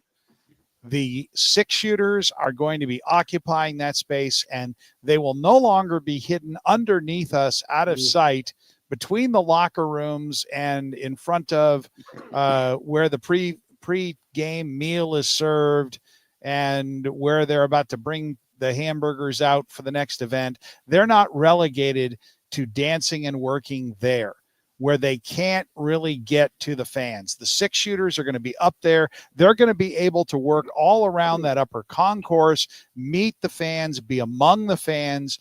It is going to be a different and better and entertaining experience from beginning to end. And we're going to keep improving because that's what we always do. And you won't have us to kick balls at anymore. We are up in the top of a section 109. We are in what I'm hoping they can eventually turn into something decorated in the style of an Old West saloon, because we've got iron and steel and concrete and wooden benches right behind us they've been there since the Freeman was installed, I bet. So they're historical. And we're out of the way and we have a bird's eye view, and I'm no longer going to get left and right confused because I'm now looking at the game at the same angle that the fans at home are seeing the primary cameras. Jay Washington says, pro, Philip and Ralph won't get hit by footballs. Con, Philip and Ralph won't get hit by Jordan's t-shirt cannon. I don't know. He can get it up there. He's got that sucker dialed up that it was able to land on the filming deck where the cameras were. We're not far from that. Right. So, and we were protected by nets for the last several years. We won't have a net over there. True. So True. I'm not sure, Jay, that's actually how that works out. We'll see. Good luck to you. We'll have a booth up there, and that's going to be different. It's going to be the same, but it's going to be better. I really think season ticket holders, that's the way to go. I know for fans that are just coming in, you want to start, bring a friend, come out and see this, because you're going to want to be part of this. 2025 is going to be a season. Like I said, I keep saying what I want to say. I'm not going to say. We're going to be all right. It's going to be entertaining. Don't win it all. It's going to be win fun. It all. Guns up. Championship, baby. I'm not going to say that this year. I'm Doesn't not want going to to say jinx that it. this year. A couple of events that you need to know about if you did not know. On Wednesday at Gunslinger Nation at 6 o'clock, 6 to 8, they are having a meet the team event. Players will be there. The 6-shooters will be there. There will be snacks. There will be drinks. The coaches show. You guys will be out there and broadcasting from Gunslingers Nation. Gunslingers Nation is 9450 I-410 Loop, I-410 Loop there in San Antonio. If you're not doing anything Wednesday night, head out that direction. And if you're a season ticket holder, the very next night, you can go over to the Freeman Coliseum from 6 to 8 again for their VIP party for season ticket holders. And so if you did not know those events were happening, they are, and you should go.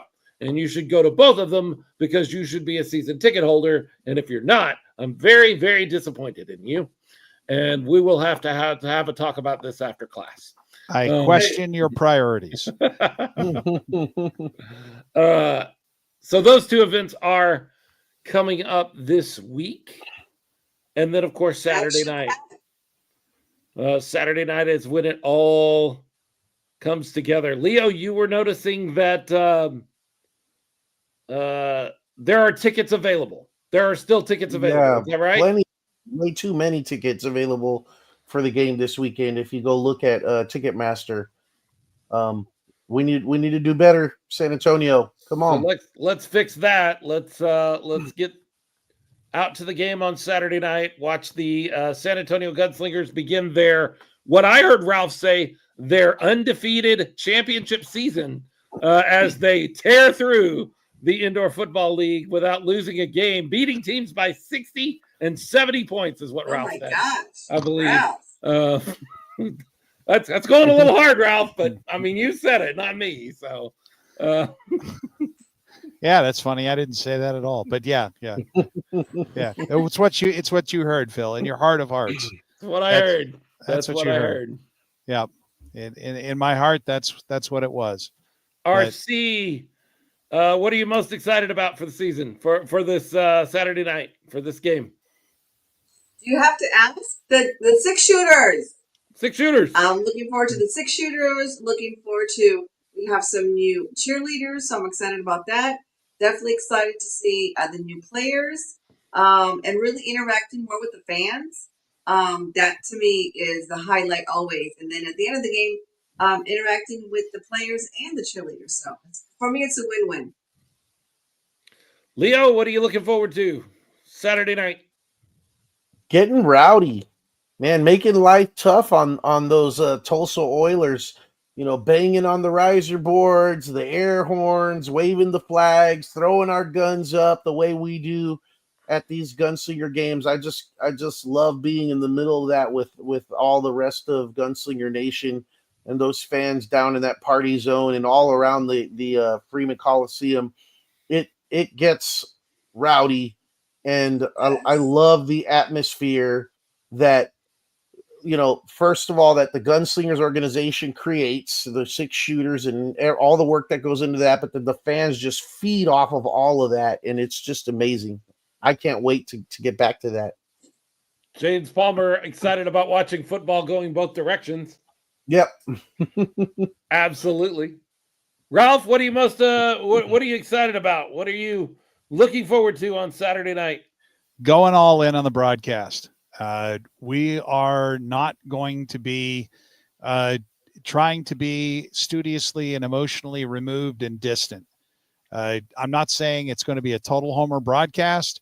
We will show respect for the other team, but I am going to be enthusiastic about our guys playing the game and doing the job well. I'm not terribly interested in auditioning for a job on a neutral network. Don Rackler said he's going all in. I'm going all in this year, and I'm looking forward to presenting this team and this ride. This is gonna be a great ride, and it's gonna be fun. You want to be a part of it. I'm excited to see the boys playing. I'm seeing America's indoor football team playing, showing that brand to the league and being that team for the league. And it will be great to get this program closer to where it needs to be. I just want to share this with the fans. Here's a little secret about how this league works, if I may. You've seen the attendance at other games, and Yes, you wonder about it and how it works. Well, if you're talking about teams that have been around a while and teams that have won the championship, that have won the United Bowl or maybe a previous Arena Bowl or an NL championship, they've been around, and everybody in their city of 100 to 200,000 knows who they are and decides whether they're going to participate and buy tickets. That, at best, the best I've ever seen was Albany with 100,000 in the area pulling in the numbers. Even pulling in 2,000, that's 2% of the entire city. Now, here's the secret. San Antonio has a population of 2.1 million. What if all 2.1 million San Antonians were aware of the San Antonio Gunslingers and considered making them part of their entertainment budget. We wouldn't be playing in the Freeman Auditorium now, would we? Sure. So the closer we get to that, the more noise we make, the more people you invite, the more this IFL network works, the more we get publicized. The Gunslingers could very well become the most valued team in all of indoor football because we have the largest urban population in the immediate vicinity of any team currently in indoor football. And that's what I am ultimately looking forward to. And I'd really love to have it happen this year. This is the year that we break out and everybody in San Antonio knows our name. Jordan is out of stock and backlogged, and people are taking orders on merchandise because that other pro team in San Antonio is packing it in already midway through the season, playing for draft picks. And it isn't all that interesting. And that other league, as you did a wonderful detail on a couple weeks back, might not be here. And that other thing, well, it just might be too damn hot. And we become the entertainment choice for this thing called football in the spring and summer months. That's what I'm looking forward to. I'm seeing more and more red flags pop up around the UFL. The players union has sued the league for unfair labor practices. That is not a good relationship when you are suing your league. When your union is suing your league. And when's the first game supposed to be? The 29th for San Antonio fans. Yeah. Mm-hmm. Yeah. That weekend following the Gunslingers. I am looking forward to this is football season now to me. You could not have convinced me 5 years ago that I would see spring as the more exciting the portion of the year that I was most ready for. I'm a fall guy. I love football and I enjoy spring football, but I never thought it would overtake the NFL and college football and high school football and all the things that I am looking for. I'm more excited about this season than I was for the fall or than I am for the upcoming fall. And it's not just because I'm a Cowboys fan and they're going to be rough, because that makes a difference in how much I enjoy things, but I still enjoy so many different parts of fall football. But I am more excited about this. And so I'm just ready to get back. I'm ready to get back into the Freeman. I'm ready to get around the people. Somebody just a few minutes ago said something about it just feels like Jay Washington. Just feels like a family there. It does in a lot of ways. For like sure. there are people I only see in connection with Gunslingers games, and I'm ready to get back and see those people again. And Jay Washington is one of those folks. Go all in, folks. I'm ready the feeling for that. of going all in. Just go all in. I'm all in. I told some folks, or we mentioned 2 weeks ago that we would be talking a little bit about merchandise, and I think I even put that on the show notes going into the game. While we've been sitting here talking, Jordan, it's his birthday tonight. He was going to pop on real quick. Happy birthday, Jordan. Happy birthday, Jordan. He was going to pop on real quick, and then some folks showed up at his house to celebrate his birthday with him. So we want him to enjoy his birthday. And he also texted me and said there may be some shipping issues with certain parts of the merchandise that he had sent me. And so he asked me not to preview any of it because he doesn't want to promise something that we can't deliver on if there is a shipping problem. And so that's a bummer in a way, but I think it's really refreshing that I didn't show up at the game and find out that there was less merchandise that I heard about on the podcast, that I thought was going to be there and then got an excuse then. It's there. There's a possibility of it slowing down their shipping, some of the things that are going on around their supply chain right now. And so he doesn't want to promise something he can't deliver. I find that really refreshing because around this sport, sometimes we get promised things that don't get delivered, and that's annoying. In fact, that's one of the things that drives me batty around this sport is how often we get promised things sometimes that don't get delivered. And I love the refreshing part of, hey, I don't want to promise it because I'm not sure. I'm not 100% sure that I'm going to be able to deliver it. I think that's cool. So we're not going to be able to preview merch, but there's the reason why you won't see us preview merch today. Hopefully it'll be there. I'm sure they have some of it, if not all of it, shows up that will be available. And then in a few weeks, we have another home game, and it'll be there then. So that's why you're not seeing any merch, even though that was something that we discussed. Anything else? Leo, are we going to win this one? Yeah, it's a home game. I mean, it's the home opener, opening season.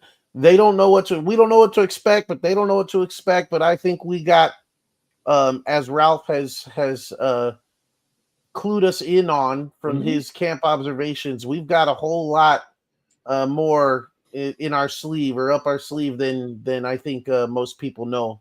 So we're gonna come out swinging. And as Ralph said, we're gonna go undefeated for the whole season and win the championship. We're gonna beat people by 70 points every game. So why would I expect to not win? You heard it here first. Ralph said it. RC, are we going to win this one? I say we're going to come out banging. James Palmer isn't for 26th, the 26th of April, our next home game after Saturday. Yes, I believe that's true. Jay Washington, I've got a fever, and the only prescription is more cowbell. Of course we're going to win. Because we're the best. I don't know. Like I think we'll win. Like I don't know what to expect, and so who knows? Ralph is trying to jump back in, but I don't see his. Let's see if we can get him. Oh, I can't even add him yet. It won't even let me add you yet, Ralph. We are the Smoking Guns Podcast. We cover the San Antonio Gunslingers of the Indoor Football League. We are brought to you by some amazing patrons that take time and money out of their pocket and give it over to the show so that we can pay our bills and bring you the content that we bring you. Those patrons are Alfred Rodriguez, sometimes known as the Mission Highlighter, James Palmer, who you've seen and heard us talk to tonight, Jay Washington, also been with us tonight, Jordan Stubing, James Stubing, Kim and Greg Nelson, Mo and Iris Ferrante. They are part of the reason that we're able to bring you the content we bring you and put this show together. We could not be more thankful for what they do. If you would like to be a part of that group, you can sign on to patreon.com/smokinggunspod. That's smoking no G, guns with a Z, POD. And you can help us out $5, $10, $20 a month, help us pay the bills.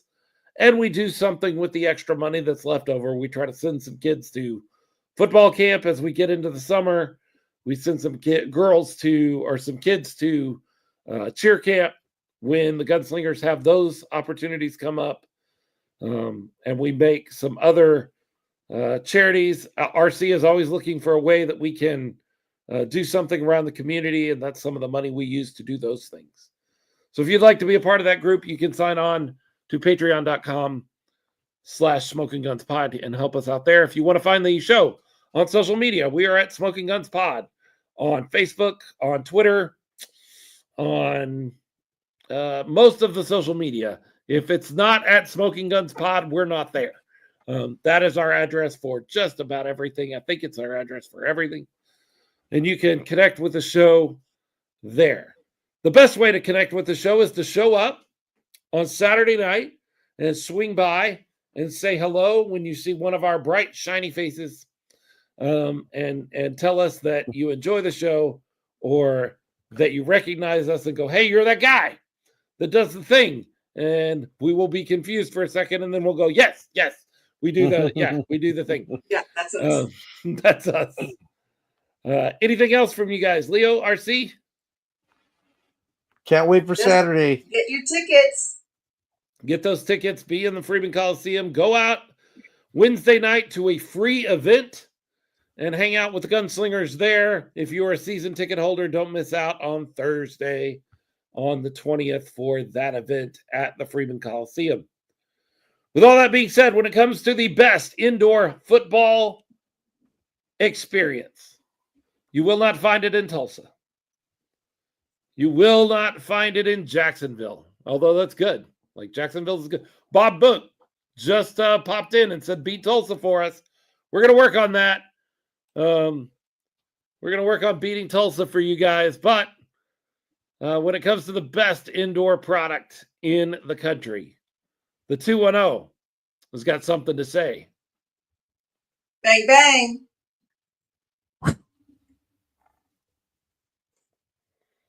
All right. Thank you so much for you guys that have hung in there with us. Please make sure you like and subscribe and share the show everywhere you can. Make sure you download it tomorrow when it hits the podcast feed, please. Bob Book Boosh. Which one do I say? I always go with Book, but I never know. I just read your name, and so I don't know. Says y'all got a great product. Y'all do too. Like, I've been out there for a Jacksonville Sharks game. Y'all got a pretty awesome deal going on there too. I'm so excited that we get to play each other this year and have a little fun. Book. Good. I've been doing all right. Yeah, please make sure you like, subscribe, share the show, and then download it tomorrow when it hits the podcast feed. It helps us out. You could rate and review. That also helps us out. And 5 stars. Yeah, 5-star reviews. If you got a 1-star review, never mind. I didn't tell you to do anything. Don't do that. If you got a 5-star review for us, go launch that.